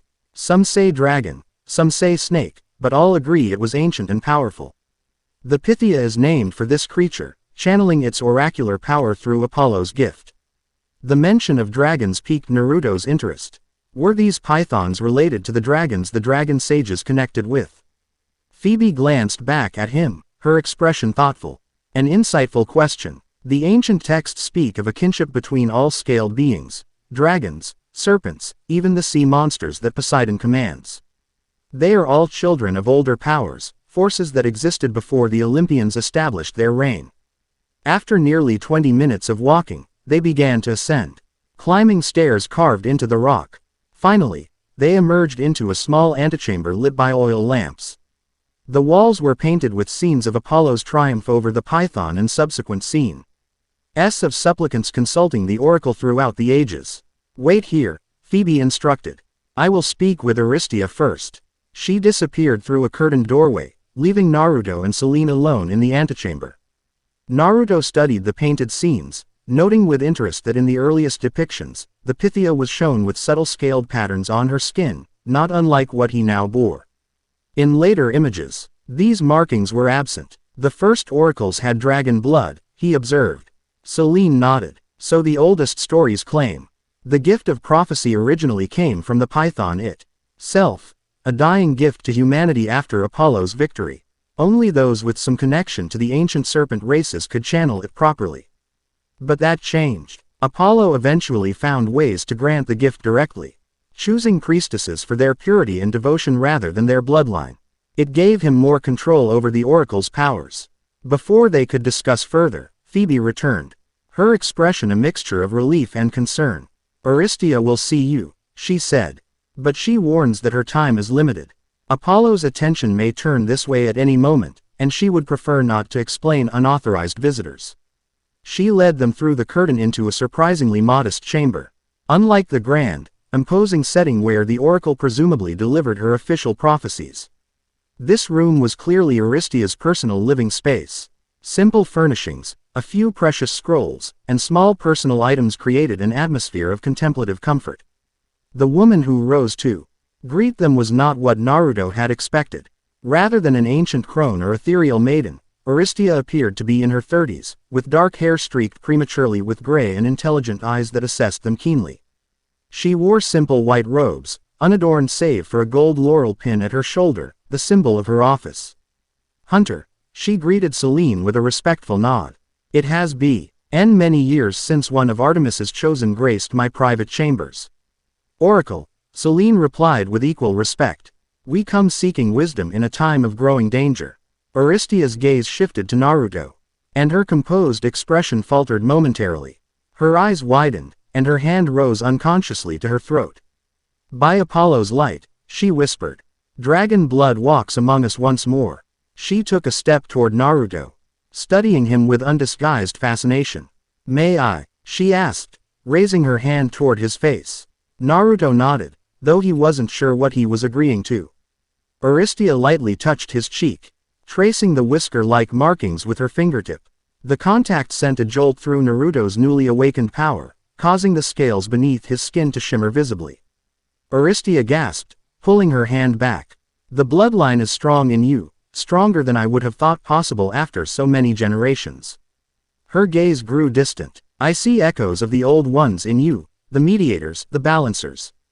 The bridge between worlds." She returned to her seat, gesturing for them to sit on cushions arranged on the floor before her. "Tell me why you have come to Delphi, Dragon Sage. What wisdom do you seek from the Pythia?" Naruto exchanged a glance with Selene, who nodded encouragingly. He described his arrival in this world, the attack by Lysoun and his werewolves, their visit to the Temple of Forgotten Scales, and the revelation about Typhon's weakening bonds. "The temple showed us a map," he concluded. "Sacred sites connected to the Dragon Sages, places where I'm supposed to undergo some kind of trials to reforge the covenant, whatever that means. Delphi was one of those sites." Aristia listened without interruption, her expression growing increasingly grave. When Naruto finished, she rose and moved to a small chest in the corner of the room. From it, she removed a cloth-wrapped object which she placed on a low table between them. "What I am about to show you is not known to Apollo," she said quietly. "It was given to the first Pythia by the last dragon sage to visit Delphi, with instructions that it be passed from oracle to oracle, awaiting the day when dragon blood would return." She unwrapped the cloth, revealing a crystalline object shaped like a teardrop, about the size of Naruto's palm. Within the crystal, colors swirled and shifted like living smoke. "A dragon tear," Aristia explained, "created from the actual tear of a dying dragon, crystallized through arts now lost to us. It contains memories, knowledge, and power, a legacy left specifically for the one who would come to reforge what was broken." Naruto stared at the crystal, mesmerized by the swirling colors within. The dragon energy within him responded to its presence, pulsing in rhythm with the shifting hues. "How do I use it?" he asked. "Touch it," Aristia instructed. "If you are truly the one it awaits, it will recognize your blood." Naruto reached out hesitantly, his fingertips hovering above the crystal's smooth surface. He could feel heat emanating from it, growing warmer as his hand approached. Taking a deep breath, he placed his palm fully on the tear. Light exploded from the contact point, engulfing his vision in brilliant color. The world around him, Aristia, Selene, the chamber itself, disappeared, replaced by a swirling vortex of images and sensations. He was standing in a version of Delphi from long ago, the temples newer, the surroundings wilder. Before him stood a being that was neither fully human nor fully dragon, a man with scaled skin, reptilian eyes, and an aura of immense power. "Hear me, descendant," the being spoke directly into Naruto's mind. "I am Drakon, last arch-sage of the Covenant. What you see are my memories, preserved for the who would carry our legacy when the time of need returned." The scene shifted, showing a massive chamber deep within the earth. In its center, a colossal figure lay bound by chains of pure energy, Typhon, Naruto presumed. Though the creature was so large and so alien in form that it was difficult to comprehend fully. The father of monsters was imprisoned by the combined might of the Olympians, Drakon continued. But the bindings were flawed, created in haste and desperation. To strengthen them, we dragon sages forged a covenant, a pact between the divine powers of Olympus, the primordial forces of Earth, and our own dragon essence, which could bridge the two. Another shift, and Naruto saw a ritual, 7 dragon sages standing in a circle around a central altar, channeling energy into Cr. Eastaline structures identical to the one Naruto had seen in the Temple of Forgotten Scales. The covenant required balance, Drakon explained. Regular renewal through ritual, performed by those who could touch both divine and primordial energies without being consumed by either. That was our purpose, our sacred duty. The scene darkened, showing conflict, gods arguing, monsters attacking, dragon sages falling in battle. But fear and ambition corrupted what we built. Drakon's voice grew sorrowful. Some gods feared our power to mediate between realms. Some primordials resented our neutrality. When Typhon's children began their plots to free their father, we tried to negotiate peace. Bitterness entered his tone. For our efforts, we were betrayed, hunted by both sides. A final scene, A.D. Asperite Council of the few remaining dragon sages. Among them, a woman with whisker-like scale markings held an infant protectively. My sister and her child, the youngest of our bloodline, escaped to another realm through arts we had long kept secret. The rest of us remained to maintain the covenant as long as possible, knowing we would eventually fall. Drakon's form appeared before Naruto again, more substantial now. His reptilian eyes filled with an ancient sadness. Now you have returned, last scion of our line. The covenant falters without dragon blood to renew it. Typhon stirs, and his children gather. You must reforge what was broken, or both your world and ours will suffer the consequences. How? Naruto asked, finding his voice in this strange visionary space. I don't know anything about this covenant or how to reforge it. The knowledge lies within your blood, dormant but awakening, Drakon replied. The sacred sites will guide you, each revealing a piece of our legacy, Aya. Trial awakening more of your heritage. He gestured, and the map Naruto had seen in the Temple of Forgotten Scales appeared, the locations glowing more distinctly now. Delphi, where the wisdom of ages is preserved. The Isle of Flames, where dragon fire first merged with human spirit. The gates of the underworld, where life and death meet in eternal balance. The Peak of Storms, where sky and earth converge. Each location pulsed as Drakon named it. Visit these places, complete the trials they present, gather the crystalline keys of the covenant. Only then will you be ready to face what comes. And what exactly is coming? Naruto pressed. Drakon's expression grew grave. War. Typhon's prison weakens daily. His most powerful children, gods in their own right, gather followers and prepare for his release. They believe his freedom will usher in a new age where monsters rule and the current divine order is overthrown. And the Olympians, won't they try to stop this? Some will, Drakon acknowledged. Others are distracted by their own conflicts or blinded by complacency. And some, he hesitated, some may see opportunity in chaos, a chance to remake the divine hierarchy to their advantage. The vision began to fade. Drakon's form becoming transparent. My time grows short. Remember, last scion, the dragon sages were not merely warriors or mages, but mediators. Our greatest strength lay not in power alone, but in understanding, in finding balance between opposing forces. His final words echoed as the vision dissolved completely. Trust your blood, trust your heart, and trust those who prove worthy of it. The path before you is fraught with peril, but you do not walk it alone. Naruto gasped as reality reasserted itself. He was back in Aristea's chamber, the crystal tear now dark and dormant beneath his palm.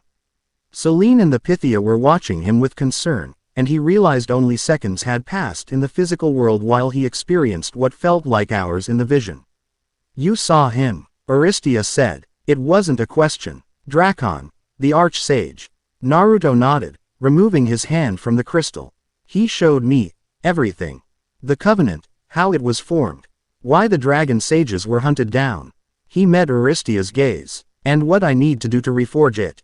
Before he could elaborate, a distant rumble shook the chamber, dust falling from the ceiling as small objects rattled on their shelves. Aristia's face paled. An earthquake? Naruto asked, steadying himself against a nearby column. No, the Pythia whispered, her eyes wide with alarm. Something worse. Something stirs beneath the earth. The tremors subsided, but the atmosphere in the room had changed, charged with tension. Phoebe appeared at the curtain in trance, her expression urgent. Oracle, forgive the interruption. But there's commotion in the main sanctuary. Visitors report strange phenomena. The sacred spring bubbling with unusual heat, birds falling dead from the sky over the valley, and... She hesitated. The Omphalos stone is weeping blood. Aristia rose quickly, her face set in lines of determination. The signs are clear. I must prepare for an unscheduled communion with Apollo. She turned to Naruto and Selene. You should leave immediately. Whatever is happening, your presence here may exacerbate it. Wait, Naruto said, rising to his feet. What about the trial? Drakon said each sacred site contained a trial I needed to complete. Aristia wrapped the crystal tear in its cloth and pressed it into Naruto's hands. Take this with you. It contains more than the vision you experienced, knowledge that will reveal itself when needed. She paused, considering. As for the trial of Delphi, I believe it may have already begun. Another tremor shook the chamber, stronger than the first. This time, a crack appeared in one wall, widening visibly as they watched. Go, Aristia urged. Phoebe will guide you out through the secret passages. Whatever force stirs beneath Delphi, it has sensed your presence, dragon sage. You must be clear of sacred ground before it fully awakens. Naruto wanted to argue, to stay and face whatever threat was emerging, but Selene gripped his arm firmly. She's right, the hunter said in a low voice. We're not prepared for a confrontation here, especially not within Apollo's sanctuary. If something attacks, the god will hold you responsible for drawing danger to his oracle. Reluctantly, Naruto nodded, pocketing the crystal tear. Thank you, Pythia. I hope we meet again under better circumstances. Aristia's smile was sad. The future is clouded, dragon sage. Even to my sight. But know this, the oracle of Delphi stands with those who seek balance. Go now, quickly. They followed Phoebe back into the labyrinthine passages beneath the sanctuary, moving at a brisk pace that occasionally broke into a run when further tremors shook the ancient tunnels, dislodging stones and dust from the ceiling. What's happening? Naruto asked as they navigated the increasingly unstable passages. What's causing these earthquakes? Not what, Phoebe replied grimly over her shoulder. Who? The oracle mentioned signs, the heated spring, dead birds, blood from stone. These are omens associated with only one entity. Python. Selene breathed, her face pale in the dim light of Phoebe's torch. The ancient serpent Apollo slew to establish his oracle. But wasn't it killed thousands of years ago? Naruto asked, ducking as a section of ceiling collapsed behind them. Gods, titans, primordials, they don't truly die as mortals understand death, Phoebe explained, leading them down a fork in the passage.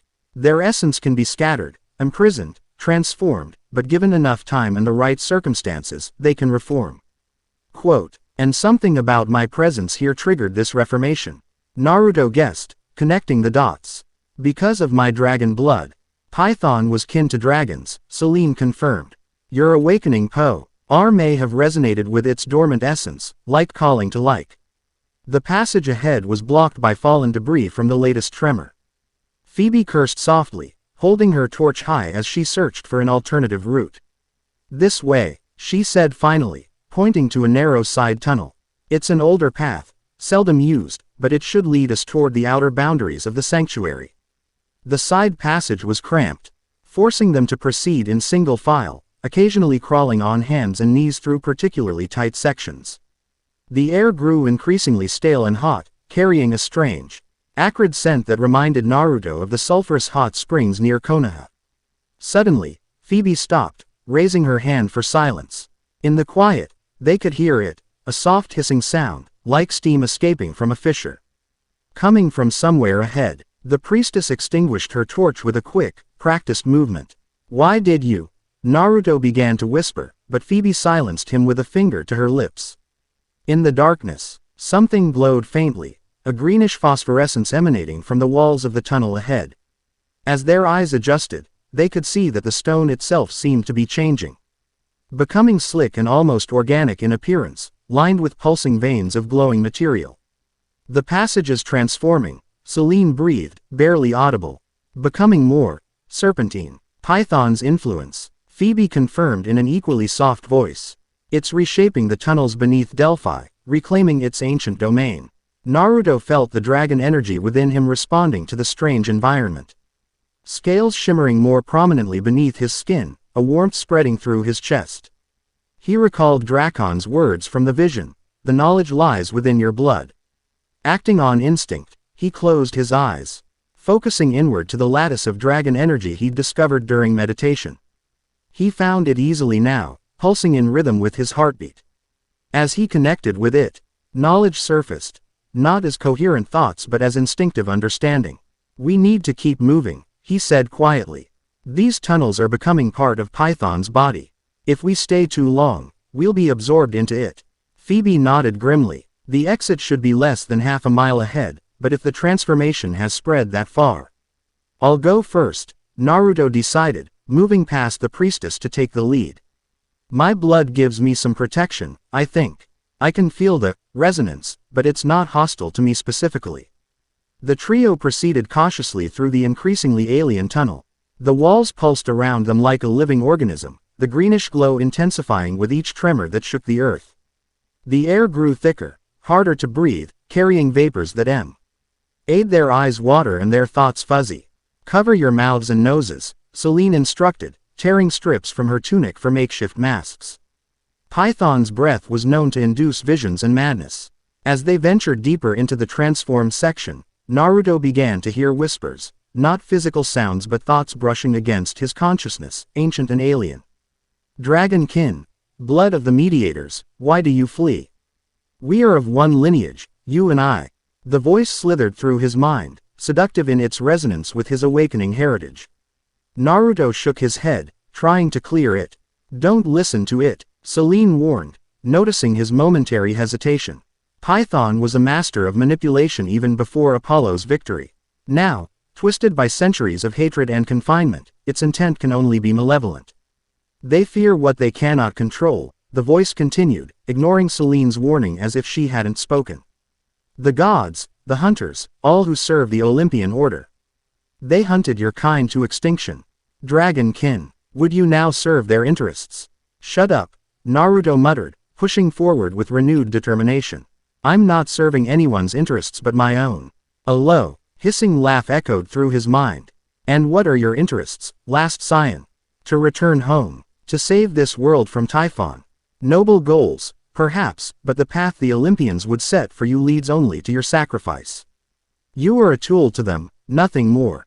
Despite his resistance, the words found purchase in Naruto's doubts. He had been brought to this world without consent, thrust into a conflict spanning millennia, expected to solve a problem created by the very gods who had allowed his ancestors to be hunted to extinction. "I can offer another way," the voice pressed, sensing his uncertainty. "Join with me. Our combined power could reshape the covenant, create a new balance that favors neither Olympian nor Titan, but the older, truer powers of earth and scale."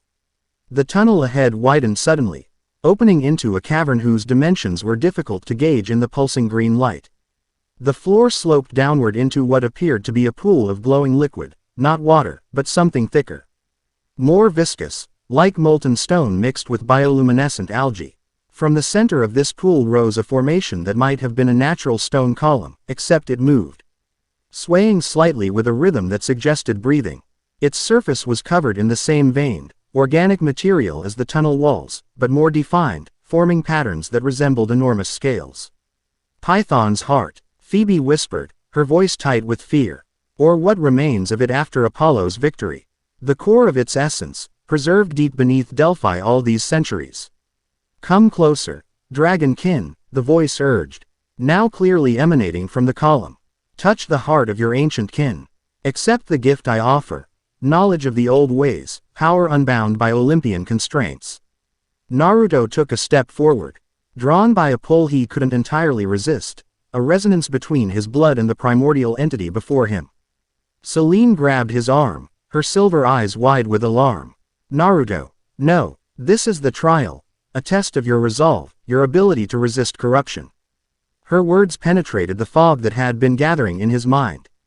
The trial of Delphi, of course. Drakon had S8. Each sacred site would present a challenge to awaken more of his heritage. This was no coincidence. Python stirring, its offer, the choice presented to him. The hunter speaks from fear, Python's voice hissed. She serves a goddess who helped hunt your kind to the edge of extinction. Would you trust her counsel over the wisdom of one who shares your very essence? Naruto looked at Selene, seeing the genuine concern in her eyes. Then at Phoebe, who stood firm despite her obvious terror, faithful to her duty to guide them safely. These women had helped him, risked themselves for him, expected nothing in return except that he use his power responsibly. You're right about one thing, Naruto said aloud to the pulsing column. We do share an essence. But that doesn't make us allies. He stepped forward, but not toward the pool. Instead, he moved to position himself between his companions and Python's heart, drawing on his chakra and the awakening dragon energy in equal measure. I am Naruto Uzumaki, shinobi of Konohagakure and dragon sage by blood. I choose my own path, make my own alliances. His skin began to glow with a mixture of golden chakra and blue dragon energy, scales fully manifesting across his exposed flesh. And I don't abandon my friends, no matter what power is offered. The column writhed, its movement becoming more serpentine, more angry. Fool, you reject kinship for these mortals. These servants of gods who would use and discard you. I reject manipulation, Naruto corrected. Maybe the Olympians will try to use me too. But at least Selene and Phoebe have been honest about the risks. You're just another entity trying to use my power for your own revenge. The cavern trembled violently, the glowing pool bubbling with increasing intensity. The column began to transform, its upper portion expanding and reshaping into something that resembled a massive serpent's head, complete with gleaming eyes that fixed on Naruto with ancient malice. Then you have chosen poorly, last scion. If you will not join with me willingly, I will take what I need by force. The serpentine head lunged toward Naruto with astonishing speed. Acting on instinct, he formed the hand sign for his shadow clones, creating half a dozen duplicates that immediately scattered throughout the cavern, drawing Python's attention in multiple directions. Get to the exit, he shouted to Selene and Phoebe, as he and his clones engaged the serpent. I'll hold it off. Selene knocked an arrow to her bow, the silver tip gleaming in the greenish light. We stand together, Dragon Sage, she replied firmly. Python is weak still, reforming. We can defeat it if we strike at its core. The serpent head snapped at one of Naruto's clones, dissolving it in a puff of smoke. Two others attacked from different angles, one forming a Rasengan that impacted the creature's scaled neck with explosive force. The serpent hissed in pain but seemed more angered than injured by the attack. Your mortal techniques cannot harm my essence. Dragon kin. I am primordial, born of Gaia herself. Another clone was destroyed as Python's tail, previously hidden beneath the glowing pool, whipped across the cavern. Remaining clones regrouped around Naruto, who was assessing the situation with growing concern. The serpent was right, his normal jutsu seemed to have limited effect. Inside him, Kurama stirred. Why channeling my chakra through your dragon energy, the Nine-Tails suggested. Both are divine in nature, in their way.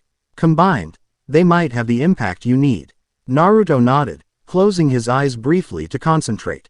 He accessed Kurama's chakra, the familiar golden energy flowing through his network.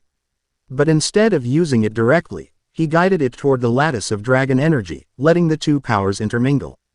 The result was immediate and dramatic. The golden chakra took on a blue-green tinge, and the scales on Naruto's skin began to glow with inner fire. When he opened his eyes, Selene gasped. His usual blue irises had transformed into vertical slits of burning gold surrounded by blue-green sclera. What are you doing? She asked, her voice a mixture of awe and concern. Improvising, Naruto replied, his voice carrying a dual resonance, his own overlaid with something deeper, more primal. Keep your arrows ready. When I create an opening, Aim for the base of the column where it emerges from the pool. That's its true heart. Python seemed to sense the change in Naruto, its massive head rearing back as if reassessing this new threat. What is this? Your essence changes, mingles with something equally ancient but foreign to this world. You're not the only one with primordial connections, Naruto replied, extending his hand. The modified chakra coalesced in his palm, forming a Rasengan unlike any he had created before. This version contained swirling patterns that resembled scaled coils, and at its center, a miniature dragon head formed and reformed continuously. Dragon Sage Art. Tailed Beast Rasengan. The improvised technique shot forward, not as a direct attack but as a guided projectile that circled Python's writhing form, leaving a trail of energy. Had began to constrict around the serpent like a binding seal. Python thrashed against the constraints, its massive body slamming into the cavern walls and sending cascades of stone crashing down. Now, Selene, Naruto shouted as the binding tightened, momentarily immobilizing Python and exposing the vulnerable base of the column. The hunter loosed 3 arrows in rapid succession, each silver shot. Fort finding its mark with perfect accuracy. Where they struck, the organic material hissed and bubbled, the glow diminishing as if the life force were draining away. Python's mental voice screamed in rage and pain, the sound so intense that all 3 companions clutched their heads in agony. You will regret this, Dragon Kin. When Typhon rises, when the old powers reclaim this world, you will remember this moment and weep for your mistake. The serpent's form began to dissolve, the column melting back into the glowing pool, which itself started to drain away through fissures opening in the cavern floor. The tremors intensified, sections of the ceiling collapsing around them. The caverns collapsing, Phoebe cried, pointing to a narrow opening on the far side of the chamber. That way, I can see natural light. They sprinted across the unstable floor, dodging falling debris and leaping over widening cracks. Naruto, still channeling the combined energy of Kurama and his dragon heritage, ed his enhanced strength to clear a path when a particularly large boulder blocked their escape route. After what seemed like an eternity of crawling, climbing, and running through increasingly unstable passages, they emerged into open air, a hillside overlooking Delphi from the opposite side of their initial approach. Behind them, sections of the sacred precinct were visibly damaged, columns top pl. Ed and fissures scarring the once pristine temples. Worshippers and priests were evacuating in orderly but urgent processions, guided by temple guards. We made it, Phoebe breathed, collapsing to her knees in exhaustion. By Artemis's grace, we survived. Naruto released his hold on the combined energies, his appearance returning to normal save for the now permanent subtle shimmer of scales beneath his skin. The effort had drained him considerably, but he felt different, stronger, more connected to the dragon energy, as if the confrontation with Python had indeed awakened something further within his blood. The trial of Delphi, he said, understanding dawning. It wasn't just about facing Python. It was about choice, choosing allegiance, choosing a path forward. Selene nodded, her expression solemn. Python offered you power through kinship, an alliance based on shared essence rather than shared values. You chose differently. I chose my friends, Naruto said simply. I chose the people who've helped me without conditions. He smiled faintly. It's kind of my thing. A shimmering in his pocket drew his attention. He withdrew the crystal tear Aristia had given him, now glowing with inner light. As he held it, the tear dissolved into liquid that flowed up his arm, absorbing into his skin like water into parched earth. Knowledge flooded his mind. Techniques, histories, the founda. Tions of dragon sage arts, settling into his consciousness not as fully formed skills but as potential waiting to be developed. The first key, he murmured, understanding intuitively what had happened. Drakon said I needed to gather crystalline keys from each sacred site. And now you have the key of wisdom, Phoebe confirmed, watching the last of the liquid light disappear into Naruto's skin. The oracle's gift, traditionally the first step in a dragon sage's training. Knowledge before power, understanding before action. Selene was scanning the horizon, her hunter's instincts alert for any pursuit. We should move. Python may be temporarily diminished, but its servants will be searching for us. And the commotion will draw attention from other quarters as well. Where to now? Naruto asked, feeling the weight of the new knowledge settling within him. Dracon's map showed several sacred sites. The Isle of Flames, Selene replied without hesitation. It's where dragon sages only underwent their first physical transformation, learning to manifest their draconic aspects consciously rather than reflexively. And how do we get there? I'm guessing it's not a short walk. No, Selene admitted. It lies in the Eastern Sea, hidden by mists and currents that disorient ordinary sailors. We'll need a ship and a guide who knows the waters. She exchanged a look with Phoebe. And I know just where to find both. Before they could elaborate, the sound of hoofbeats drew their attention. A rider was approaching rapidly from the direction of Delphi, mounted on a horse so white it seemed to glow in the late afternoon sun. As the rider drew closer, Naruto noticed something odd. The horse had wings folded against its sides, marking it as no ordinary steed. A Pegasus, Phoebe whispered. A divine messenger comes. The rider reined in before them, the winged horse snorting and pawing the ground impatiently. The messenger was young, athletic, wearing a short tunic and winged sandals. A caduceus symbol embroidered on his shoulder. Hermes, Selene identified, bowing her head respectfully but not submissively. Herald of Olympus. The young god's eyes fixed on Naruto with keen interest. So this is the dragon sage who's causing such a commotion, he observed, his voice surprisingly casual despite his divine status. You've been busy for someone who's only been in our world for what, 2 days? Naruto straightened, meeting the god's gaze directly. I didn't exactly plan to fight werewolves and ancient snake spirits my first week here. Hermes laughed, a sound like silver bells. I like him, he said to Selene. Direct, no groveling, refreshing. He turned serious, addressing Naruto again. But Python, really, couldn't start with something simpler, like a chimera or a small hydra. It attacked us, Naruto defended. We were just trying to escape. Oh, I know, Hermes assured him. I've been watching, well, peripherally. Messenger of the gods, traveler between realms. Guide of souls. I notice when interesting visitors arrive from other worlds. He dismounted in a fluid motion, approaching Naruto with undisguised curiosity. May I? Without waiting for permission, he reached out and lightly touched Naruto's face where the whisker marks, scale patterns, he now knew, were most prominent.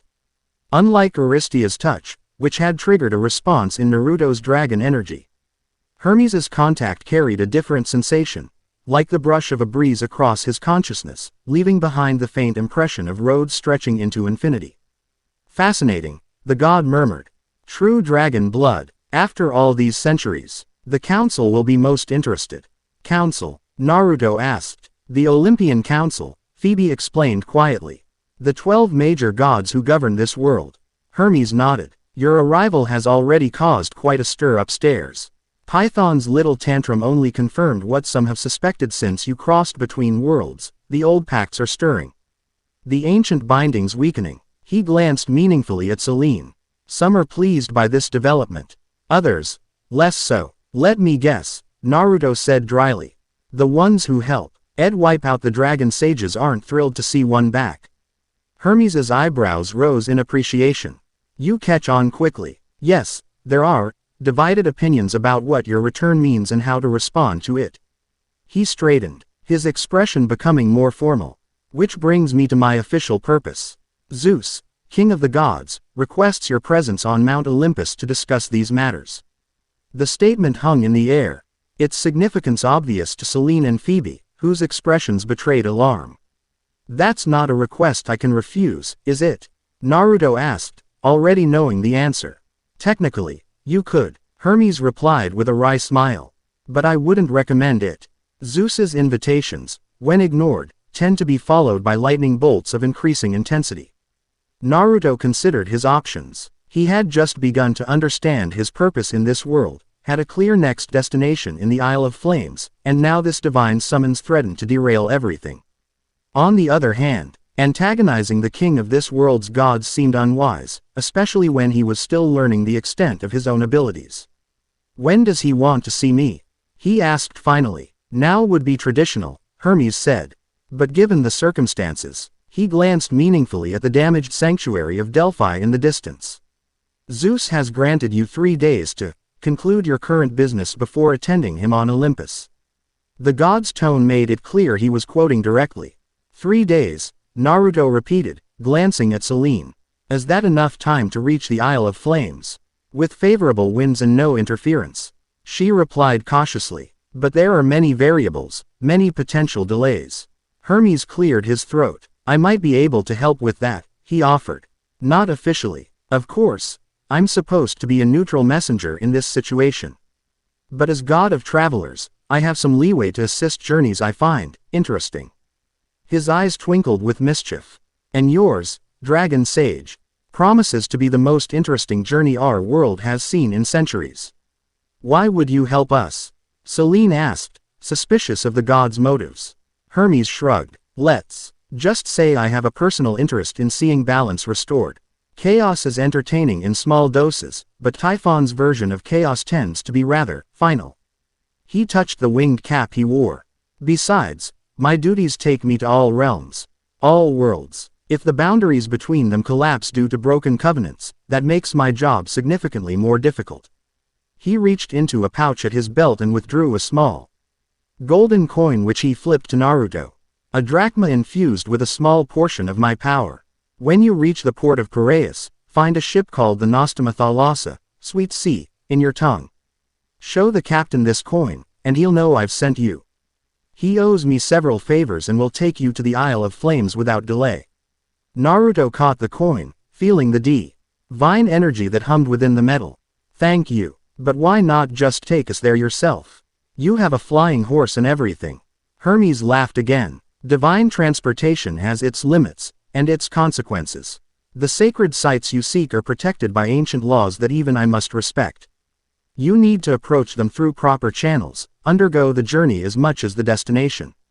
His expression grew briefly serious. The trials are not just tests, Dragon Sage.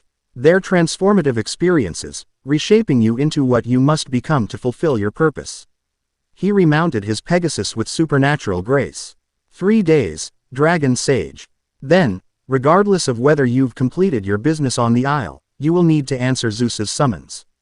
He glanced at the darkening sky. I'd suggest you start making your way to Piraeus tonight. The roads are safer for you than lingering near Delphi after what's happened. With a salute that managed to be both respectful and slightly irreverent, Hermes urged his mount skyward. The Pegasus spread its magnificent wings and launched into the air, quickly becoming a distant speck against the evening sky. Well, Naruto said after a moment, that was informative. And concerning, Selene added, her expression troubled. A summons to Olympus is rarely a simple matter, especially for someone in your position. Zeus wishes to assess you, Phoebe explained, to determine whether you represent an opportunity or a threat to the current divine order. Your handling of Python will have reached his ears already, colored by Apollo's perspective, which may not be favorable given the damage to his sanctuary. Great, Naruto sighed. So I've been in this world less than 2 days and I've already got the king of the gods wondering if he needs to smite me. He shook his head ruefully. Some things never change, no matter which dimension you're in. Selene placed a hand on his shoulder, her touch unexpectedly reassuring. This is actually an advantage. Zeus's summons gives us a legitimate reason to travel openly, and Hermes' assistance will expedite our journey to the Isle of Flames. If we're fortunate, you can complete the second trial before meeting the Olympian Council, which would strengthen your position considerably. How far is Piraeus? Naruto asked, practical concerns taking precedence. A day's journey on foot, Phoebe replied. But I can arrange faster transportation. The hunters maintain supply caches throughout the region, including horses for urgent missions. She pointed to a path leading down the hillside, away from Delphi. There's a woodcutter's cabin 2 miles in that direction where we've hidden emergency supplies. We can rest there tonight and set out for Piraeus at first light. Naruto nodded, decision made. All right, Piraeus, then the Isle of Flames, then Olympus. He glanced back at the damaged sanctuary of Delphi, where teams of priests and workers were already beginning repairs. Let's just hope no more ancient monsters decide to wake up and attack us before we get there. As they set off down the hill, the Crystal Tear's knowledge continued to integrate into Naruto's consciousness, bringing with it not just information but a growing sense of connection to this world and its complex web of powers and conflicts. Whatever awaited him on the Isle of Flames, he would face Chi with more understanding than he'd had before. The first step in becoming the mediator Drakon had spoken of, the bridge between opposing forces that his ancestors had once been. The trial of Delphi was complete. The path to becoming a true dragon sage had begun. Chapter 2 End. Chapter 3. Isle of Ancient Flames. The Nostoma Thalassa cut through the Aegean waves with surprising speed for a trading vessel. Its blue and white sails billowing in a wind that seemed unnaturally favorable. Standing at the bow, Naruto watched the coastline of mainland Greece recede into the distance, a mixture of anticipation and unease settling in his stomach. Hermes wasn't exaggerating about the captain owing him favors, Selene remarked, joining him at the railing. Captain Nikos altered his planned route without hesitation the moment you showed him that coin. Naruto nodded, remembering the weather-beaten sailor's expression, a mixture of resignation and excitement when the golden drachma had caught the morning sunlight. He didn't seem surprised that we were headed to the Isle of Flames, either. The island's existence isn't a secret, Selene explained. Finding it, however, is another matter entirely. The waters surrounding it are notoriously treacherous, shifting currents, disorienting mists, and magnetic anomalies that render ordinary navigation useless.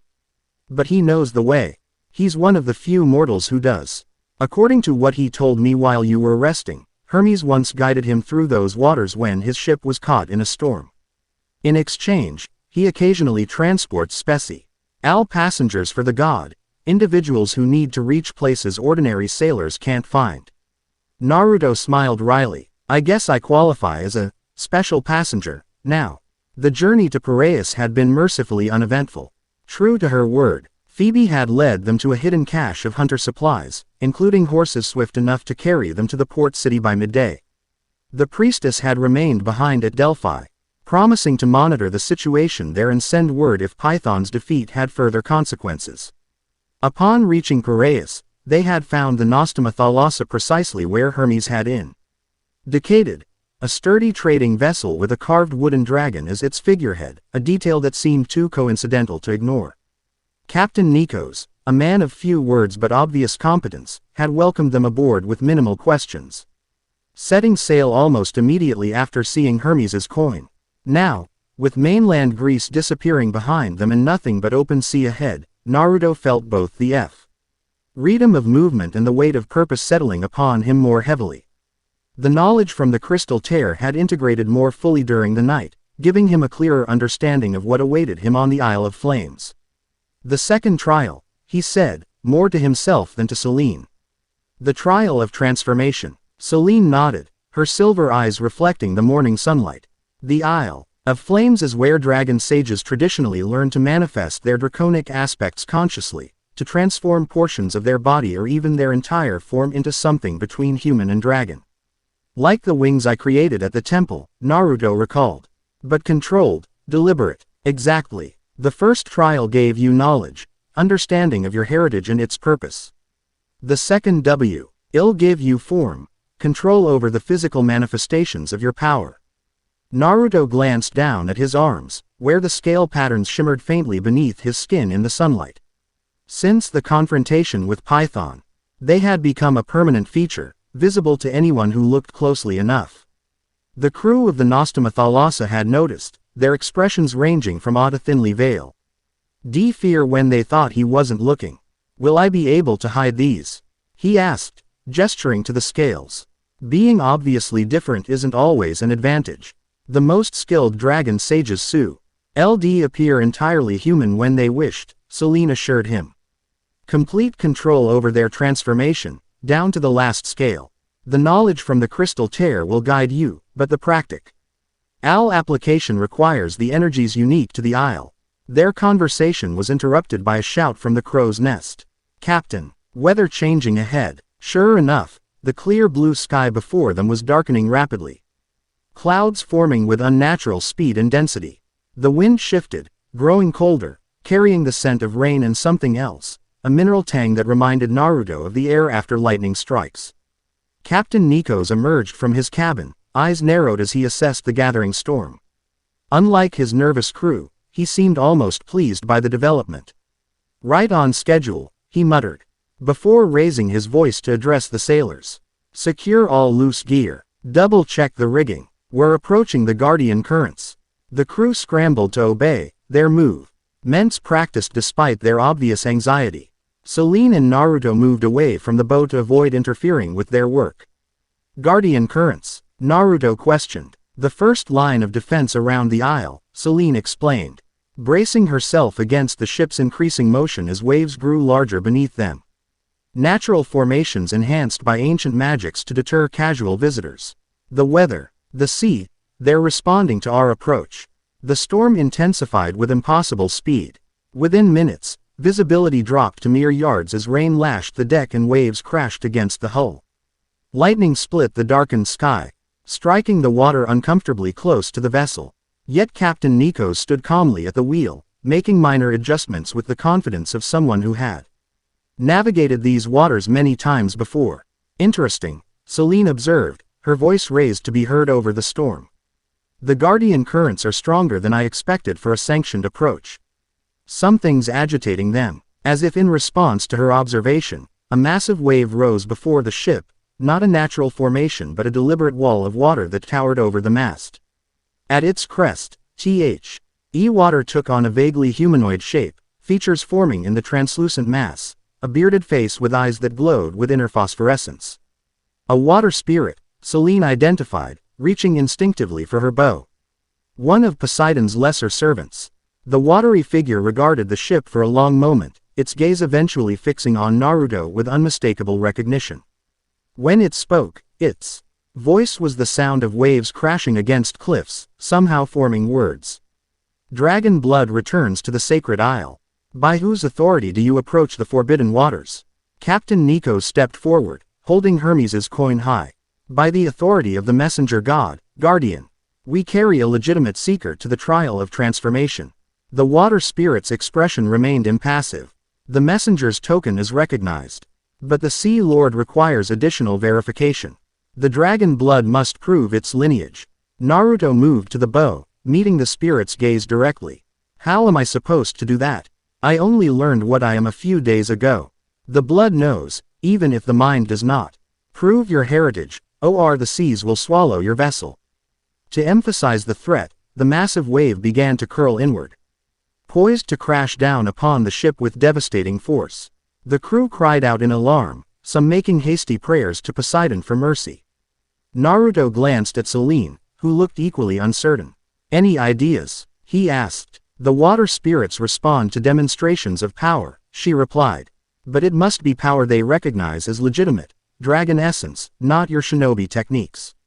Naruto closed his eyes, reaching inward to the lattice of dragon energy that had become increasingly accessible since the trial at Delphi. The knowledge from the crystal tear stirred, fearing not specific instructions but impressions, feelings, the echo of ceremonies performed countless times by his ancestors. Acting on instinct, he bit his thumb hard enough to draw blood, then held his bleeding hand toward the water spirit. I am Naruto Uzumaki, last scion of the dragon sages, seeker of the trial of transformation. By blood and flame, I claim my right of passage. For a heartbeat, nothing happened. Then Naruto's blood, suspended in the air between him and the spirit, began to glow with blue-green fire that didn't consume but transformed, the drops expanding and taking the shape of tiny, perfect dragons that flew in a spiral pattern before the water spirit's face. The massive wave receded slightly, the spirit's expression shifting from impassive to thoughtful. The blood speaks truth. The lineage, though distant, remains unbroken. It paused, as if listening to some distant voice, then continued. Poseidon grants passage, dragon sage. But be warned, the isle has changed. Since your kind last walked its shores. What awaits you may not be what you expect. Before Naruto could ask for clarification, the water spirit dissolved, the massive wave collapsing back into the sea with a thunderous crash that nonetheless avoided capsizing the ship. As suddenly as it had formed, the storm began to dissipate, clouds thinning to reveal glimpses of blue sky. And through one such gap, Naruto caught his first glimpse of their destination, an island rising from the sea like the humped back of some enormous beast, its highest point crowned with what appeared to be a perfect cone of a mountain. Wisps of smoke drifting from its peak. The Isle of Flames, Captain Nikos announced, relief evident in his voice. Named for Mount Pyra, the ever-burning mountain at its heart. We've passed the guardian currents, smooth sailing from here. But even as he spoke, Naruto noticed something odd about the waters ahead. Though the storm had calmed, the sea's surface shimmered with an unnatural iridescence. Colors shifting and swirling like oil on water.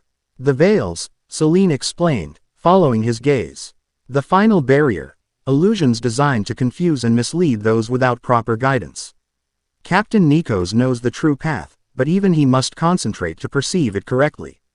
Sure enough, as they sailed into the shimmering waters, the island ahead seemed to multiply, versions appearing and disappearing around the original, some closer, some farther, all identical at first glance but subtly wrong upon closer inspection. A mountain too tall, a coastline too straight, colors slightly off. Keep your eyes on the real island, Selene advised. The one with the smoke rising in a perfect vertical column. The illusions will try to draw your attention, make you doubt your perception.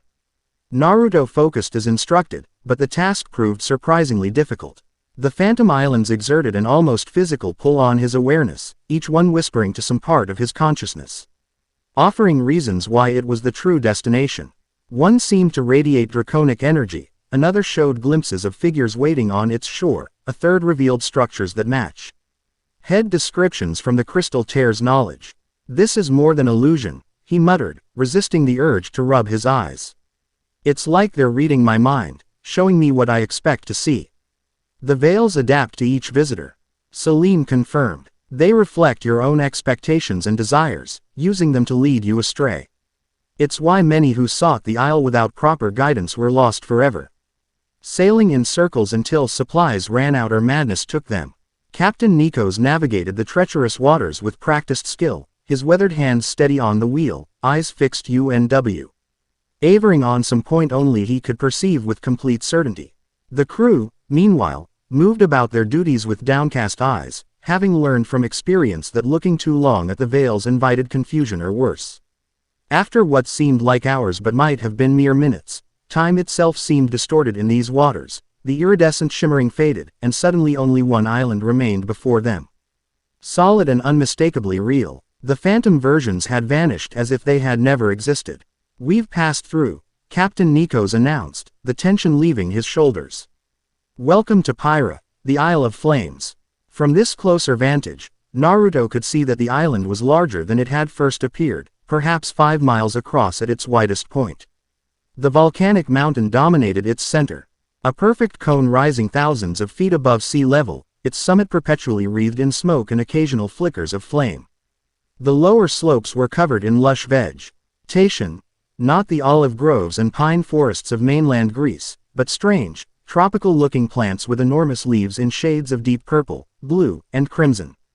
The coastline featured both rock-cut cliffs and several crescent beaches of black sand. It was toward one of these beaches that Captain Nikos directed the ship, dropping anchor 100 yards offshore where the water remained deep enough for the vessel. This is as close as we can approach, he explained. The shallows are treacherous to larger craft. I'll have the crew prepare the rowboat to take you ashore. As sailors moved to follow his orders, the captain drew Naruto aside, his expression serious. 3 days, Dragon Sage. That was Hermes's instruction. I am to wait 3 days for your return, no more. If you haven't completed your business by then, you leave without us, Naruto finished for him. I understand. The captain nodded, some of the severity leaving his features. For what it's worth, I hope you succeed in whatever awaits you on the isle. The seas have been restless of late.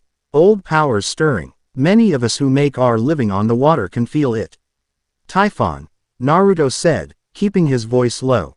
Captain Nikos' eyes widened, and he made a warning gesture. Don't speak that name so casually, especially this close to the isle. Names have power, and his most of all. He glanced toward the volcanic peak. The mountain at the heart of this island is said to be connected to his prison. If he stirs, Mount Pyra stirs with him. With that ominous warning, he returned to overseeing the preparation of the rowboat. Soon, Naruto and Selene were being lowered over the side of the ship, a sailor accompanying them to row the small craft to shore and then return to the Nostoma Thalassa. As they approached the black sand beach, Naruto could feel the island's energy reaching out to him, similar to the sensation he'd experienced at the Temple of Forgotten Scales, but more intense, more focused. The dragon blood within him responded eagerly, scales shimmering more visibly beneath his skin, warmth spreading through his chest and limbs. "The Isle recognizes you," Selene observed, watching the changes with interest. "It's been centuries since dragon blood walked these shores. The place itself has awakened to your presence." When the rowboat's keel scraped against the volcanic sand, Naruto didn't wait for the sailor to secure it. Jumping out and wading the last few feet to shore. The moment his feet touched the beach, energy surged up through his legs, a shock of power so intense it nearly buckled his knees. Images flashed through his mind.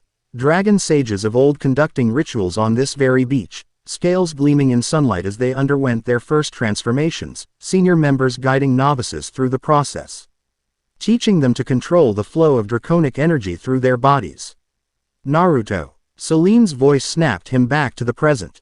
She stood beside him on the beach, the sailor already rowing back toward the ship. "Are you all right?" You went still as a statue for a moment. "Just memories," he explained, shaking his head to clear it. "Not mine. From the island itself, I think. This place remembers the dragon sages who trained here." Selene nodded, unsurprised. Sacred sites often retain impressions of significant events, especially when divine or primordial energies are involved. These memories may guide you through what comes next. They surveyed their surroundings more carefully. The beach curved in a perfect crescent, bordered by dense vegetation unlike anything Naruto had seen before. Plants with leaves the size of doors, flowers that seemed to pulse with inner light, vines that writhed subtly as if sensing their presence. Beyond the strange flora, a path was visible, paved with flat black stones and flanked by statues that appeared to be dragons rearing on their hind legs. "The Pilgrim's Path," Selene identified. "It leads to the heart of the island, where the trial of transformation traditionally took place." As they approached the path, Naruto examined the dragon statues more closely. Unlike the weathered, ancient carvings at the Temple of Forgotten Scales, these were in perfect condition, their scales individually detailed, eyes set with gemstones that caught the light with unsettling realism. Most striking was their positioning, each pair faced inward across the path, their gazes meeting above the heads of those who walked between them. Their guardians, Naruto realized, noticing subtle differences in each pair, some with wings, others without, some serpentine, others more solid and powerful in build. Different types of dragons. The 5 original dragon lineages, Selene confirmed. Sky dragons, earth dragons, sea dragons, flame dragons, and shadow dragons. Each contributed something to the dragon sage bloodline, according to the ancient texts. As they passed between the first pair, winged dragons with sleek bodies built for speed, Naruto felt a subtle examination, as if something were testing his essence, measuring him against some ancient standard. The sensation repeated with each subsequent pair, growing stronger, more thorough. The path led them deeper into the island's interior, climbing gradually toward the base of Mount Pyra. The vegetation grew stranger as they progressed, plants that tracked their movement, flowers that emitted musical tones when they passed, trees whose bark spiraled in mathematically perfect patterns. Occasionally they glimpsed movement in the undergrowth, creatures too quick or well camouflaged to identify clearly. "The island's ecosystem is unique," Selene explained as they walked. "Isolated for millennia, influenced by the volcanic energy and the lingering dragon essence. Some of these species exist nowhere else in the world." After nearly an hour of hiking, they emerged from the dense vegetation into a wide clearing dominated by a perfect circle of standing stones. Each monolith stood twice as tall as a man, carved with symbols similar to those Naruto had seen in the Temple of Forgotten Scales. In the center of the circle was a raised dais of black stone, its face etched with a complex design that resembled a coiled dragon. Beyond the stone circle, the slope of Mount Pyra rose more steeply, the vegetation thinning to reveal bare volcanic rock-streaked veins of what appeared to be molten lava flowing just beneath a translucent surface. The mountain rumbled occasionally, a deep sound that Naruto felt in his bones more than heard. "The transformation circle," Selene said, her voice hushed with reverence. "This is where dragon sage initiates underwent their first controlled transformation, guided by the island's energy and the wisdom of their elders. Naruto approached the circle cautiously, the dragon energy within him responding powerfully to the sight. The scales beneath his skin were now fully visible, gleaming with inner light that shifted between blue, green, and gold depending on how the sun struck them. As he stepped between two of the standing stones, entering the circle proper, all the monoliths began to glow with the same light that emanated from his scales. The etched symbols illuminated in sequence, a cascade of activation that circled the perimeter before converging on the central dais. The circle recognizes you, Celine observed from just outside the stones. It's activating in response to your presence. Aren't you coming in? Naruto asked, noticing she remained beyond the perimeter. She shook her head. This place is for dragon blood alone. As a hunter of Artemis, my presence within the circle during an active ritual would be disruptive. I'll stand watch here. Naruto nodded, understanding. He moved toward the central dais, drawn by an instinct that felt simultaneously foreign and deeply familiar. The knowledge from the crystal tear stirred in his mind, providing context without specific instructions. This was something he needed to discover through experience rather than guidance. As he stepped onto the dais, the dragon design beneath his feet began to pulse with light in rhythm with his heartbeat. Heat rose through the stone, not burning but energizing, like standing in bright sunlight after a cold night. Welcome, Seeker, a voice spoke directly into his mind, not hostile like Python's mental intrusion, but calm, ancient, with a resonance that suggested multiple speakers in perfect harmony. The blood recognizes the circle. The circle acknowledges the blood. The trial of transformation begins. Who are you? Naruto asked aloud, turning slowly to take in the entire circle. We are the memory of this place, the voice replied. Echoes of those who came before, preserved in stone and spirit. We exist to guide worthy seekers through the trial. And what exactly is this trial? What am I supposed to do? Transform, came the simple answer. Not by accident or necessity as you have done before, but with purpose and control. The dragon essence flows in your veins, but it remains wild, untamed. You must learn to direct it, shape it, become both master and servant to its power. How? Naruto pressed, frustrated by the vague instructions. I don't even know where to start. Begin with breath, the voice instructed. As all dragons do. Breath is life, breath is fire, breath is transformation. Naruto hesitated, then closed his eyes, focusing on his breathing as he'd done during meditation. He drew air deep into his lungs, held it, then released it slowly. With each breath, he became more aware of the dragon energy within him, the lattice of power he'd discovered earlier, now humming with increased intensity in response to the island's influence. Good, the voice approved. Now, direct the energy. Choose a transformation, small at first. A hand, perhaps. Visualize the change, feel the scales, the strength, the heat of dragon essence. Following the guidance, Naruto focused on his right hand. He imagined scales fully manifesting, not just beneath the skin but replacing it entirely, transforming flesh into something harder, stronger, more primal. The energy responded, flowing along pathways he could now perceive clearly. Concentrating in his fingers, palm, wrist. Heat built rapidly, not painful but intense, like holding his hand near a fire without being burned. When he opened his eyes and looked down, his breath caught in his throat. His hand had changed. Human fingers elongated into clawed digits, palm widened and thickened, skin completely replaced by overlapping scales in shade of blue-green that caught the sunlight like polished metal. I did it, he whispered, flexing the transformed hand, testing its new capabilities. The claws were sharp enough to leave scratches in he stone dais when he dragged them experimentally across its surface. The scales were hard yet flexible, allowing full range of motion. A beginning, the voice acknowledged. But only a beginning. Expand the transformation. Let it flow further, guided by your will. Encouraged by this initial success, Naruto directed the energy up his arm. The transformation spread smoothly, scales flowing like water across his skin, replacing it inch by inch until his entire right arm had become draconic from fingertips to shoulder. The power didn't stop there, spilling across his chest, scales manifesting along his torso. reinforcing his rib cage with armored plates that felt like an extension of himself rather than a foreign addition. With each expansion of the transformation, Naruto's senses heightened. His vision sharpened, colors becoming more vivid, details more distinct. His hearing grew more acute, picking up sounds from deep in the surrounding jungle. Most dramatically, his sense of smell transformed. The world suddenly rich with information conveyed through scent. The volcanic gases from Mount Pyra, the unique flora of the island, even the subtle aroma of divinity that clung to Selene from her association with Artemis. The dragon perceives the world differently than the human, the voice explained.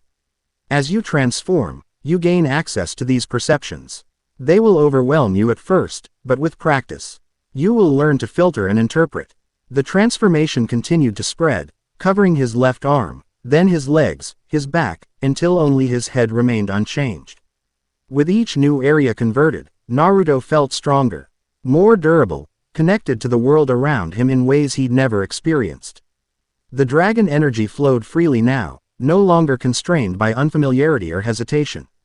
"This is incredible," he said, his voice deeper, resonating differently through his transformed chest. "I feel like I could tear through steel with my bare hands." The physical changes are me. Rely the surface expression of deeper transformation, the voice cautioned. True mastery lies in understanding the essence behind the form. Continue. Complete the transformation. Naruto hesitated momentarily before allowing the energy to flow into his head and face. This final step felt more significant, more fundamental, not just changing his body but potentially his identity, his sense of self. As scales flowed across his features, replacing skin with armored plates, his perception shifted dramatically. His field of vision widened, eyes adapting to allow near panoramic awareness of his surroundings. His hearing became so acute he could detect Selene's heartbeat from where she stood outside the circle. Most significantly, his mind expanded, thoughts flowing with new patterns, instincts surfacing that felt ancient and primal yet somehow natural. When the transformation completed, Naruto stood fully transformed, a being neither fully human nor fully dragon, but a perfect integration of both. His body retained its basic humanoid shape but was now covered entirely in gleaming scales, fingers and toes tipped with claws, spine extended into a powerful tail that balanced his new form. His face had elongated slightly into a more reptilian shape, eyes transformed into vertical slits of gold surrounded by blue-green sclera. "The first stage is complete," the voice announced with approval. "You have achieved the warrior form, the combat aspect of dragon transformation. Now you must learn to control it, to move between human and dragon at will rather than remaining fixed in either state." Naruto flexed his transformed body, testing its capabilities. He was stronger, faster, his reactions sharper. When he experimentally exhaled with force, focusing on the heat in his chest, a small jet of blue-green flame emerged from his mouth. Startling him, "Dragon's breath," Selene called from beyond the circle, having observed the entire transformation with undisguised fascination. "The most famous ability of the dragon sages, flame that burns hotter than any natural fire, capable of affecting even divine entities." "The hunter speaks truth," the voice confirmed. "Dragon fire is both weapon and tool, destruction and creation combined. But its use requires careful control, lest you burn what you intend to preserve." Naruto nodded, making mental note to practice this ability in a safer environment. For now, he focused on the voice's instruction to control the transformation. He visualized the process reversing, scales receding, body returning to human form. Nothing happened. He frowned, concentrating harder, pushing against the dragon energy that now flowed freely through his transformed body. Still no change. If anything, the draconic aspects seemed to strengthen, his tail lashing with growing agitation. "I can't change back," he realized aloud, a note of alarm entering his voice. "It's not responding. This is the true challenge of the trial," the voice explained, unperturbed by his difficulty. "Transformation into dragon form comes naturally to your blood. Returning to human form, that requires mastery. The dragon essence, once fully awakened, seeks to remain dominant. You must or will not through force but through harmony." "That's not very helpful," Naruto muttered, trying different approaches, altering his breathing, changing his focus, even attempting to manipulate the energy pathways directly. Nothing worked. The dragon form remained fixed, immovable. Inside him, Kurama stirred, awakened by Naruto's growing frustration. "You're approaching this wrong," the Nine-Tails observed. "You're treating the transformation like an external technique, something to be applied and removed. But it's not. It's an expression of your true nature, just as I am." "So what do I do?" Naruto asked mentally, grateful for the fox's insight. "Don't fight against the dragon essence. Don't try to suppress it. Instead, remind it of your complete self, that you are both human and dragon. Neither aspect meant to dominate permanently." Naruto considered this advice, seeing the wisdom in it. He stopped struggling against the transformation and instead centered himself, acknowledging He dragon aspect as part of his identity rather than a temporary state to be controlled. "I am Naruto Uzumaki," he thought deliberately. "Shinobi of Konohagakure, Jinchuriki of the Nine-Tailed Fox. And now, Dragon Sage by blood. All of these are me, different aspects of the same whole." The scales covering his body began to shimmer, responding to this internal reconciliation. Slowly at first, then with increasing speed. The transformation reversed.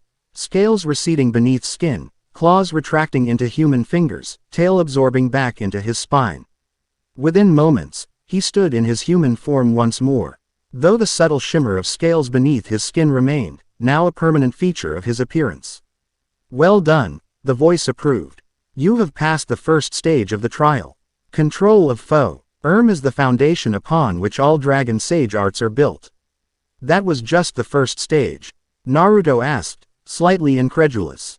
The transformation had been physically and mentally exhausting, wearing concentration he wasn't sure he could maintain for much longer. "The trial of transformation has 3 stages, the voice explained. Form, element, and essence. You have mastered form, the physical change between human and dragon aspects. Next comes element, harmony with the primal forces that dragons command." Before Naruto could ask for clarification, the circle of standing stones began to pulse with new energy. The ground beneath the dais shifted, sections retracting to reveal 5 smaller platforms arranged around a central fire pit that hadn't been visible before. Each platform featured a different symbol, a curving line that suggested wind, a mountain-like triangle, a wave pattern, a flame, and a spiral of darkness. The 5 elemental aspects of dragon power, the voice identified: air, earth, water, fire, and void. Each dragon sage has a primary affinity, though mastery eventually extends to all elements. Step onto the platform that calls to you most strongly. Naruto surveyed the options, feeling subtle pulls from each. His shinobi training had given him affinity with wind chakra primarily, but this was different, the elements as dragons understood them, more primal and fundamental than the chakra natures he was familiar with. He closed his eyes, letting his instincts guide him. The pull from the fire platform was strongest, perhaps unsurprising on an island dominated by a volcano, but another platform exerted an equal attraction, the spiral representing void. "What exactly is void?" he asked, opening his eyes. "I understand the other 4, but that one. Void is space between, the absence that defines presence," the voice replied enigmatically. "In human terms, it might be understood as gravity, darkness, the unseen forces that bind and separate. Shadow dragons commanded this element, rarest of the 5 lineages." Naruto approached the void platform cautiously, drawn by a resonance he couldn't fully explain. As his foot touched the spiral symbol, images flashed through his mind. Shadow dragons moving between worlds through tiers in reality, manipulating gravity and darkness, becoming living gateways between realms. "This one," he said with sudden certainty. "This is my primary affinity." "Interesting," the voice responded, a note of surprise evident. "Few dragon sages aligned primarily with void. It is the element of boundaries, both their enforcement and their dissolution. Perhaps fitting for one who must reforge a covenant between worlds." As Naruto stood fully on the void platform, the spiral beneath his feet began to glow with deep purple light that rose around him like mist. The air felt heavier, denser, as if gravity itself was concentrating in his immediate vicinity. "For this stage of the trial, you must channel your elemental affinity through your partially transformed body," the voice instructed. "Begin with a minor transformation. Hands, arms, perhaps your respiratory system for breath techniques, then direct the element through the transformed parts. Naruto nodded, focusing on his hands and arms. The transformation came easier this time, scales flowing smoothly across his skin, fingers lengthening into claws. When the change was complete to his elbows, he focused on the void energy surrounding him, trying to understand its nature, how it might be directed. Unlike the straightforward forces of fire or water, void was subtle, conceptual, the space between objects. The potential rather than the manifest. Naruto struggled to grasp how such an abstract element could be channeled as a practical technique. Void as possibility, the voice guided, sensing his difficulty. It exists where other elements do not, defining their boundaries by its absence. To command void is to manipulate these boundaries, to compress, expand, or dissolve the separations between things. Still uncertain, Naruto extended his transformed hands before him, palms facing each other about a foot apart. He visualized the space between them not as empty air but as a tangible substance, the void element in its purest form, malleable to his will. At first, nothing happened. Then, gradually, the air between his palms darkened, light seeming to bend around the space, creating a visible distortion. As his concentration intensified, the distortion solidified into what appeared to be a small rift in reality itself, a tear in the fabric of space, edges rippling like the surface of a black pond. "What is this?" he whispered, both awed and slightly alarmed by what he'd created. "A void aperture," the voice identified. "The most basic technique of void manipulation, a temporary weakening of boundaries between spaces. Masters can use such apertures to travel great distances instantly or to connect separated realms." Naruto stared at the small rift, fascinated by its implications. In his world, space-time ninjutsu like his father's Flying Thunder God technique or Kakashi's Kamui were considered among the most advanced abilities. Yet here he was, inadvertently creating something similar through this dragon affinity. How do I control it? Make it larger or direct where it connects? Intention and visualization, the voice replied.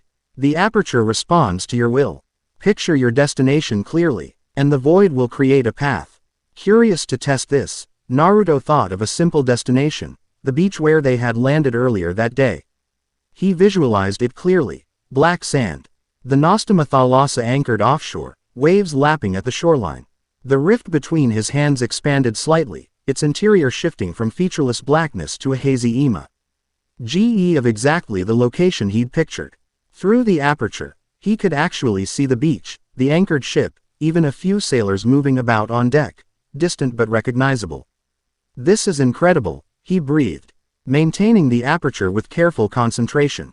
"With practice, I could use this to travel anywhere." "Within limits," the voice cautioned. "Distance, familiarity, and the nature of boundaries all affect void techniques. Some places are more heavily warded than others, some realms more distant.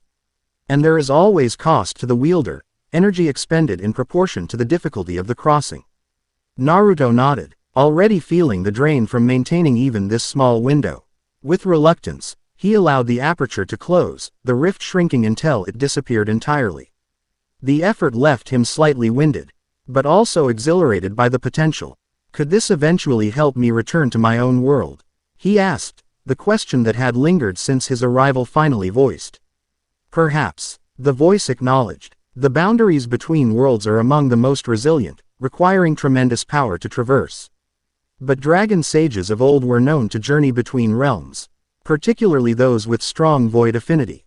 As your mastery grows, such feats may become possible." Hope sparked in Naruto's chest at this confirmation.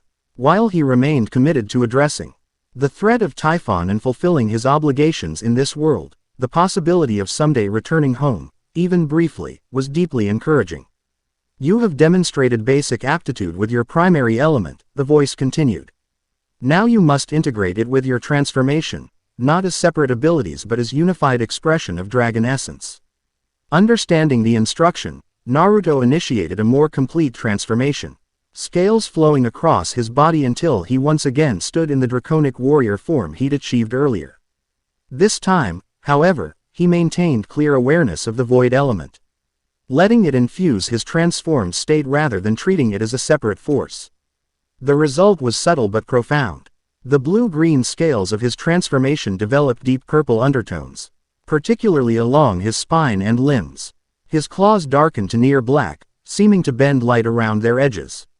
Most dramatically, his eyes, already changed to vertical slits, now gleam with inner darkness that somehow enhanced rather than diminished his vision, allowing him to perceive spaces between objects as clearly as the objects themselves. The void dragon aspect manifests, the voice observed with approval. You learn quickly, last scion. Many initiates required weeks to achieve what you have accomplished in hours.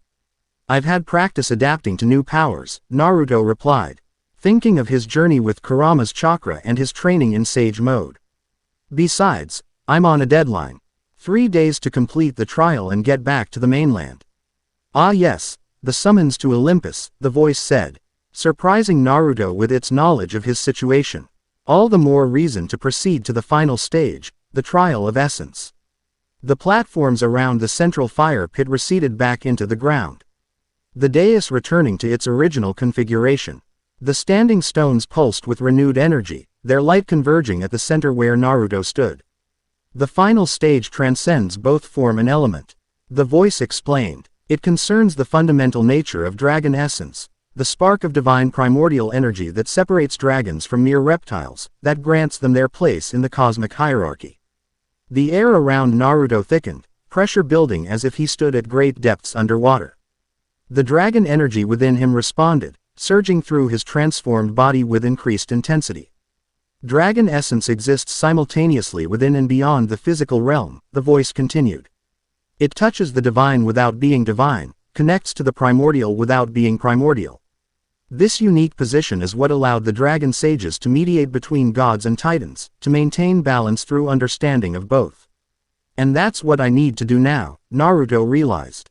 Connect to this essence, this fundamental dragon nature. Yes, but unlike the previous stages, this cannot be achieved through conscious effort alone. The connection to essence requires surrender as much as will, acceptance of your place in the greater pattern of existence. Before Naruto could ask how exactly one surrenders and exerts will simultaneously, the ground beneath him shifted again. This time, the entire dais began to sink, descending into the earth like an elevator. The standing stones remained above, their light providing illumination as he descended into darkness. After dropping perhaps 30 feet, the platform came to rest in a perfectly circular chamber carved directly from the volcanic rock of Mount Pyra. The walls glowed with veins of magma flowing just beneath a translucent crystal surface, providing both light and intense heat. At the center of the chamber, directly beneath where Naruto stood, was a pool of what appeared to be liquid fire, molten lava that somehow maintained a perfectly smooth, mirror-like surface despite its incredible temperature. The heart of flame, the voice identified, now seeming to emanate from the fiery pool itself. Directly connected to the primal fire at the Earth's core, the same fire that feeds Typhon's prison, that powers Mount Etna and all the world's volcanoes. Here, dragon essence is at its most concentrated, most accessible. Naruto could feel the power radiating from the pool, so intense it was almost overwhelming even to his transformed senses. The heat should have been unbearable, yet his draconic form withstood it without discomfort. Scales actually absorbing the energy, growing brighter and more vibrant. For the final stage, you must immerse yourself in the heart of flame, the voice instructed. Within its depths, your essence will either harmonize with the primal energy, completing your awakening as a dragon sage, or be consumed by it. Wait, consumed? Naruto questioned, suddenly wary. As in, destroyed. The trial of essence is not without risk, the voice confirmed. Dragon blood provides protection, but incomplete harmony results in dissolution. Many initiates of old failed at this stage. Their bodies returned to elemental components, their spirits scattered to the cosmic winds. And you're only mentioning this now? Naruto asked incredulously. After I've come all this way, would foreknowledge have changed your path? The voice countered. The covenant must be reforged. Typhon's bonds weaken daily. Without a fully realized dragon sage to renew the balance, both this world and yours face catastrophe. Naruto fell silent, knowing the voice was right. Despite the risk, he had no real choice, not if he wanted to protect both worlds and eventually find his way home. Besides, Hadn't he faced similar tests before? The risk of losing himself when first accessing Kurama's chakra, the dangers of Sage Mode training where failure meant permanent transformation into a stone-toed statue. What do I need to do exactly? He asked finally, approaching the edge of the fiery pool. Just jump in. With clear intention, the voice specified. The heart of flame responds to purpose. It's seeking harmony with dragon essence, understanding of your place in the pattern. Let go of fear, of reservation, of the boundaries between self and other. Yet maintain your core identity, the essence of who you are beyond form or element. Right, simple, Naruto muttered sarcastically. But despite his outward skepticism, he understood the concept better than he let on. His experiences with Sage Mode had taught him about balance, between natural energy and his own chakra, between stillness and action. This seemed to operate on similar principles, just at a more fundamental level. Taking a deep breath, Naruto stepped to the very edge of the pool. The liquid fire rippled slightly in response to his proximity, as if recognizing his presence. He closed his eyes, centering himself one final time. I am Naruto Uzumaki, he affirmed silently, shinobi of Konohagakure, Jinchuriki of the Nine Tails. Dragon Sage by blood, I seek harmony with dragon essence not for power alone, but to restore balance, to protect both worlds. To find my way home. With that clear intention fixed in his mind, he stepped forward, allowing himself to sink into the heart of flame. The sensation defied description. It wasn't pain, though every nerve in his body fired simultaneously. It wasn't pleasure, though euphoria coursed through him in waves. It was pure experience, unfiltered by the limitations of physical senses, as if he perceived reality directly, without the intermediary of body or mind. Within the liquid fire, Naruto's consciousness expanded exponentially. He perceived the chamber around him, the island above, the sea surrounding it, but also deeper connections, threads of energy binding all things into a cosmic web of interrelationship. He saw the ley lines crisscrossing the earth, channels of power connecting sacred sites across continents. He witnessed the boundaries between realms, some solid and impermeable, others thin and permeable, allowing passage under specific conditions. Most significantly, he perceived the covenant, the complex metaphysical construct created by the dragon sages of old to balance Olympian and Titanic forces, reinforcing Typhon's prison while preventing either faction from gaining absolute dominance. He could see the fractures in this construct, the weakening bonds, the places where balance had tilted dangerously toward chaos. And through these perceptions, dragon essence itself became clear to him, not just energy or power, but perspective. The dragon's view of existence transcended the limited understandings of gods or mortals, perceiving patterns across time and space that neither could grasp individually. This was the true gift of dragon blood, not the physical transformations or elemental abilities, but the capacity to understand and mediate between opposing cosmic forces. As this understanding crystallized within him, Naruto felt the heart of flame responding, its energy synchronizing with his own. The liquid fire flowed through him, into him, becoming part of his very being rather than an external force. His transformed body absorbed the primordial energy, integrating it at a cellular level, completing the awakening that had begun with his arrival in this world. With a surge of power that sent ripples across the pool's surface, Naruto rose from the heart of flame, hovering momentarily above it before settling gently on the chamber's edge. His draconic form had changed subtly but significantly, scales now exhibiting an inner luminescence that shifted with his movements, eyes containing depths that suggested perception beyond ordinary sight. An aura of balanced power that seemed to bend space slightly around him. The trial of essence is complete, the voice declared, now resonating with newfound clarity in Naruto's enhanced perception. You have achieved harmony with dragon essence, the final stage of basic dragon sage awakening. What once was dormant in your blood now flows freely, accessible through will and intention. Naruto examined his transformed state, marveling at the changes. Beyond the physical alterations, he felt a profound shift in his consciousness, an expanded awareness that encompassed not just his immediate surroundings but connections spreading outward like ripples in a pond. I can sense everything, he said, struggling to articulate the experience. The island, the sea beyond, even distant places, other realms. Dragon perception transcends ordinary senses, the voice confirmed. Distance and boundaries become relative rather than absolute. With practice, you will learn to focus this awareness, to perceive specific connections when needed without being overwhelmed by the totality. The platform beneath Naruto began to rise, returning him to the surface circle where Selene waited. As he ascended, he practiced shifting between his forms, from full draconic manifestation to his human appearance, finding the transition now smooth and effortless, requiring mere intention rather than concentrated effort. When the platform locked back into place at the center of the standing stones, Naruto stood in his human form, though the subtle scales beneath his skin now possessed the same inner luminescence as his draconic manifestation. Selene approached the circle's edge, her silver eyes wide with wonder and a touch of wariness. "Naruto," she called, searching his face for confirmation that he remained himself despite the obvious changes. "Are you all right?" "Better than all right," he assured her with a smile, stepping off the dais and out of the circle to join her. "I understand so much more now, about this world, about the dragon sages, about what I need to do." As he spoke, a tremor shook the ground beneath them, not the subtle rumbling they'd felt since arriving, but a violent shock that sent them both staggering. A sound like tearing metal echoed from the direction of Mount Pyra, followed by an ominous red glow intensifying at its summit. "That doesn't seem good," Naruto observed, steadying himself against one of the standing stones. Selene's expression had transformed from wonder to alarm.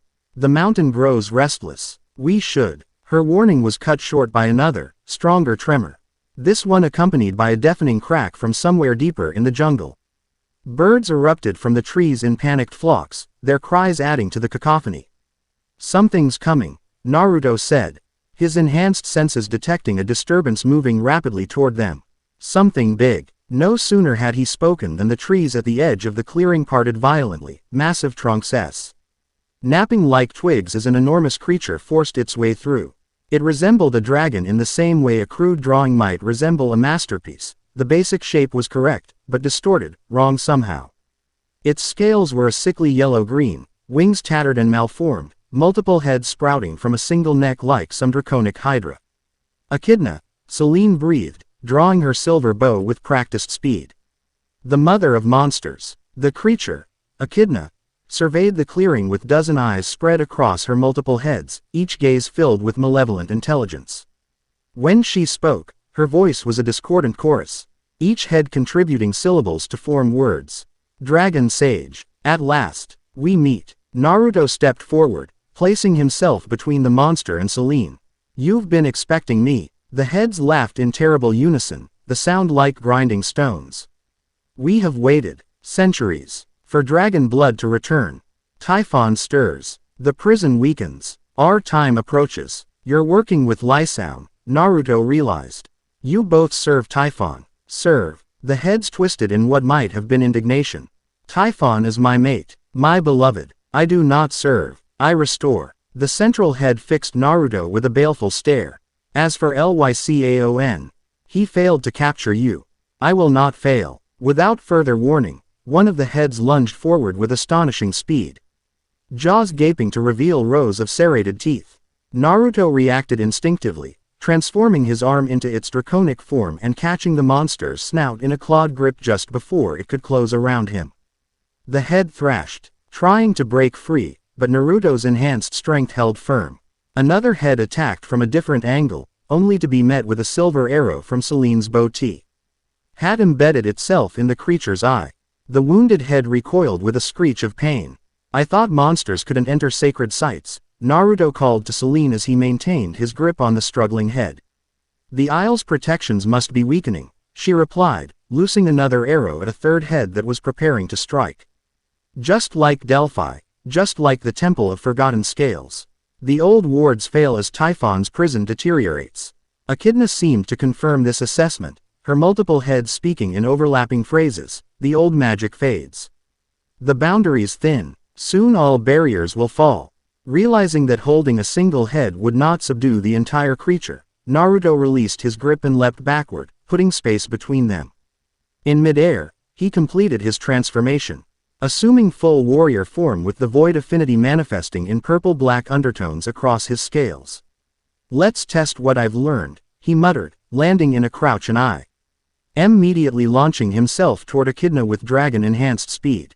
The mother of monsters met his charge with multiple heads attacking simultaneously, a coordinated assault that would have overwhelmed an ordinary opponent. But Naruto's newly awakened dragon senses perceived the attacks before they fully developed, allowing him to twist and weave between snapping jaws with preternatural agility. Reaching the monster's main body, he struck with transformed claws, raking across scales that would have repelled ordinary weapons but yielded to dragon essence. Echidna roared in pain and fury, her massive tail whipping around to slam into Naruto, sending him flying across the clearing and into one of the standing stones with enough force to crack the ancient monolith. Naruto! Selene cried, continuing to loose arrows at the creature's eyes and more vulnerable throat scales. Each silver projectile found its mark with unerring accuracy, but Echidna possessed such massive vitality that even these perfect shots merely annoyed rather than disabled her. Shaking off the impact, Naruto rose to his feet, assessing the situation with tactical clarity enhanced by his dragon perception. Echidna was powerful, divinely powerful, and conventional attacks, even with his enhanced strength, would take too long to subdue her. He needed to use his new abilities more creatively. Drawing on the knowledge he integrated from the crystal tear and the insights gained from the heart of flame, Naruto focused on his void affinity. The space around his clawed hands darkened, reality bending as he shaped a technique he somehow knew without being taught. Dragon Sage Art. Void Binding. He thrust his hands forward, and darkness erupted from his palms, shooting toward Echidna in writhing tendrils that resembled living shadows.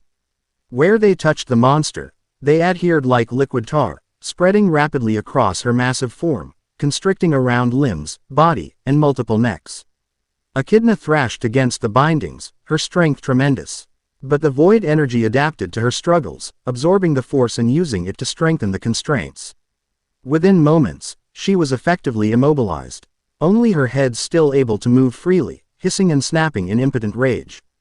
Impressive, Dragon Sage, the heads acknowledged, though there was no surrender in their tone. But temporary. My essence is divine. Your bindings cannot hold me forever. They don't need to, Naruto replied, maintaining the technique with steady concentration. They just need to hold you long enough. He glanced at Selene, who had moved to a better position, bow still drawn and aimed at the creature's central head. Any suggestions for a more permanent solution? I'm still new at this Dragon Sage business. Echidna can't be truly killed. Selene replied grimly. Like many primordial entities, she can be dispersed, weakened, forced to reform elsewhere, but her essence is eternal. Then we need to banish her, Naruto concluded. Send her somewhere it will take a long time to return from. An idea formed, drawing on his newly acquired understanding of cosmic boundaries and void manipulation. If he could create small apertures between nearby locations, perhaps he could create something larger, more disruptive, a temporary rift to a distant realm where Echidna would be trapped, at least for a time. But such a technique would require tremendous energy, more than he could channel safely in his current state. Unless, his gaze turned toward Mount Pyra, where the volcanic activity had intensified, lava now visibly flowing down its slopes in glowing rivers. The heart of flame beneath the island connected directly to the primal fire of creation, a source of power he might be able to tap, with the right approach. I need to get her closer to the mountain, he told Selene. I have an idea, but it requires the volcano's energy. The hunter's eyes widened in understanding. A forced relocation. Old work. Dragon sages of old were said to banish enemies to the spaces between realms. She adjusted her aim. I'll help drive her in that direction. With precise shots, Selene began targeting the ground near Echidna's bound form. Each arrow releasing a burst of silver energy on impact that caused the monster to flinch away, gradually maneuvering her toward the path leading up Mount Pyra's slopes. Naruto maintained the void binding while advancing, using his control over the shadowy tendrils to pull Echidna in the desired direction. The mother of monsters resisted, recognizing the strategy, with limited mobility and Selene's arrows providing painful incentive, she was steadily forced up the volcanic slope. As they ascended, the air grew hotter, thicker with sulfurous gases that would have choked an ordinary human. Naruto's draconic form filtered the toxins automatically, while Celine produced a small silver charm from her tunic, a gift from Artemis, she explained briefly, that protected her hunters from environmental hazards. They reached a plateau about halfway up the mountain where a massive fissure had opened in the volcano's side, revealing the molten core within. Heat blasted from the opening in visible waves, distorting the air and creating a mirage-like effect across the barren landscape.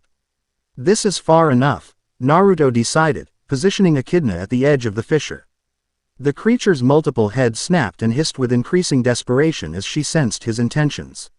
"You cannot banish me, Dragon Sage," she warned. "I am bound to this world. To Typhon. My children will hunt you. My mate will destroy you when he rises." "About that," Naruto replied, beginning to shape a new technique, drawing energy from both the heart of flame below and the visible magma before him.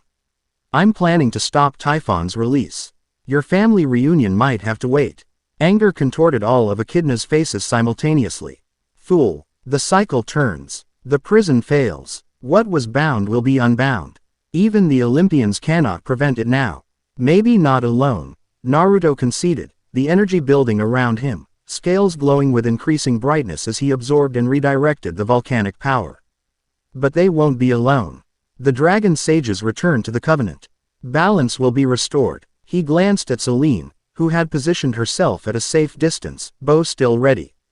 "You might want to step back further. This could get explosive."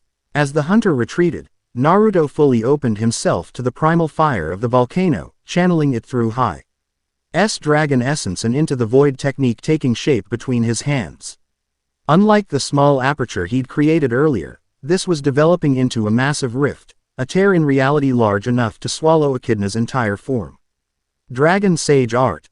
Cosmic Banishment. The rift expanded rapidly, edges rippling with unstable energy as it created a temporary pathway not to another location in this world, but to the space between realms, a limbo where time and distance function differently, where Echidna might wander for decades or centuries before finding her way back. Recognizing the imminent danger, the Mother of Monsters redoubled her efforts to break free, straining against the void bindings with such force that some began to tear. But it was too late. The rift reached its full size, edges touching Echidna's bound form, beginning to draw her in through sheer gravitational force. "This is not the end, Dragon Sage," she snarled as her body began to slide into the dimensional tier. "We are eternal, we will return, and when we do, all worlds will tremble." "I'll be waiting," Naruto replied, maintaining his concentration despite the tremendous drain on his energy. "Tell Typhon the same when you see him." With a final surge of power, he completed the technique. The rift contracted violently, accelerating Echidna's passage into the void beyond. Her multiple heads released a unified howl of rage that echoed across the island, growing fainter as she disappeared entirely into the dimensional tier.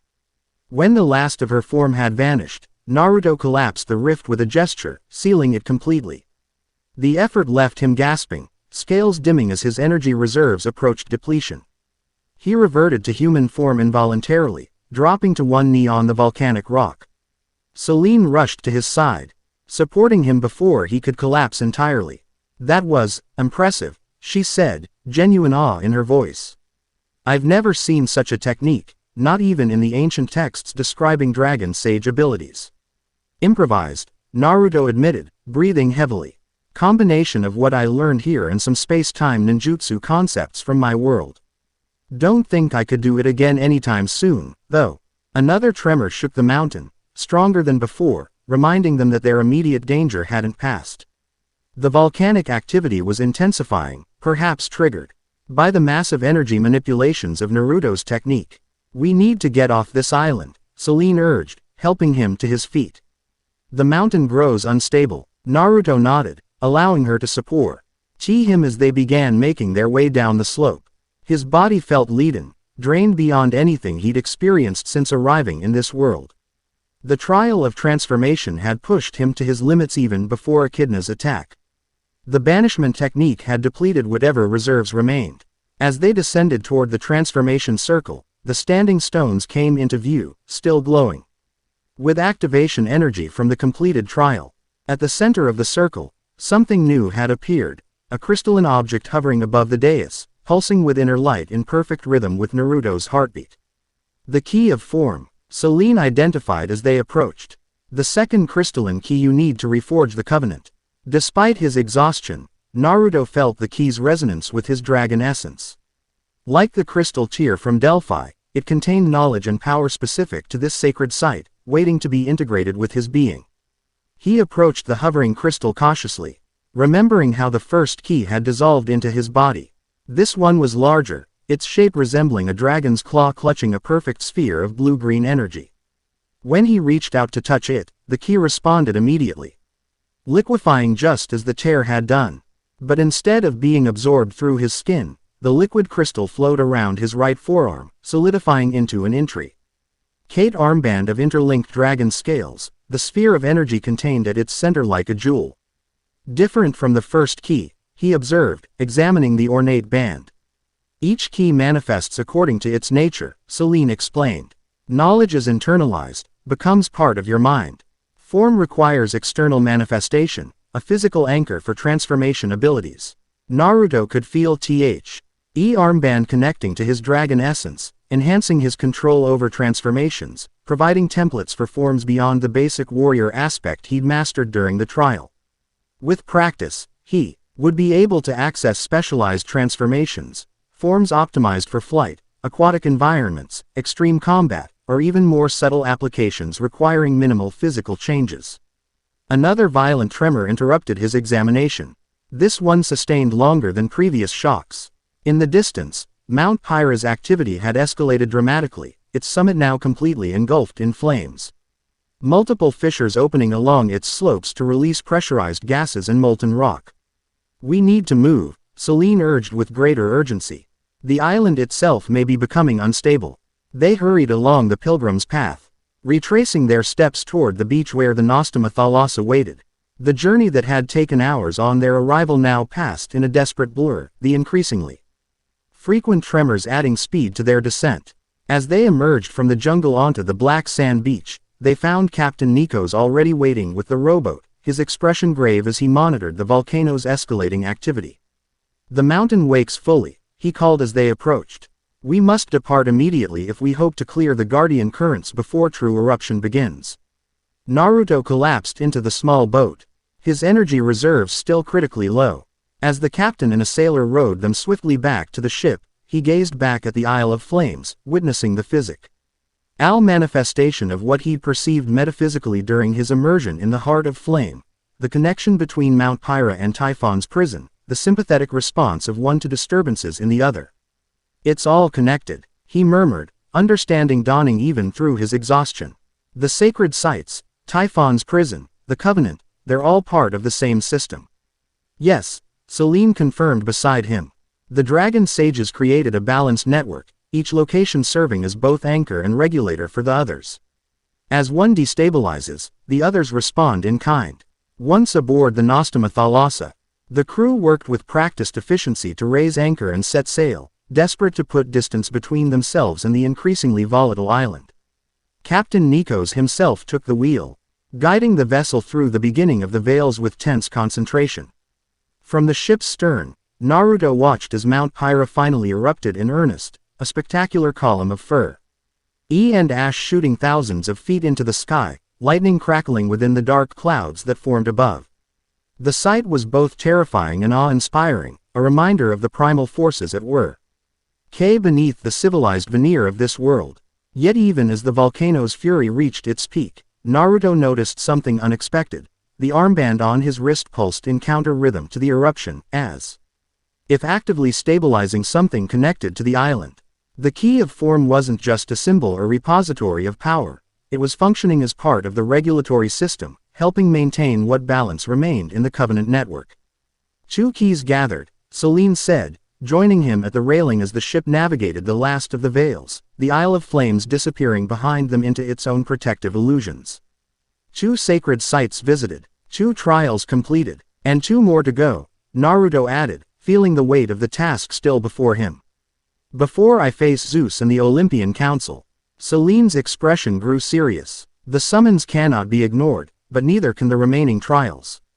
The gates of the underworld and the peak of storms both lie far from Olympus, in opposite directions.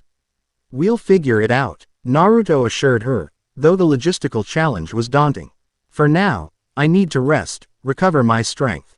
He smiled wryly. Becoming a dragon sage is more exhausting than I expected. As the Nostema Thalassa cleared the guardian currents and entered open sea, Naruto retreated to the small cabin Captain Nikos had provided. There, he finally surrendered to the exhaustion that had been threatening to overwhelm him since Echidna's banishment, falling into a deep sleep filled with dreams of dragons soaring between worlds, of ancient covenants written in fire and blood, and of a future where balance might yet be restored to a cosmos teetering on the edge of chaos. The trial of transformation was complete. The Dragon Sage's awakening continued. Chapter 3 End.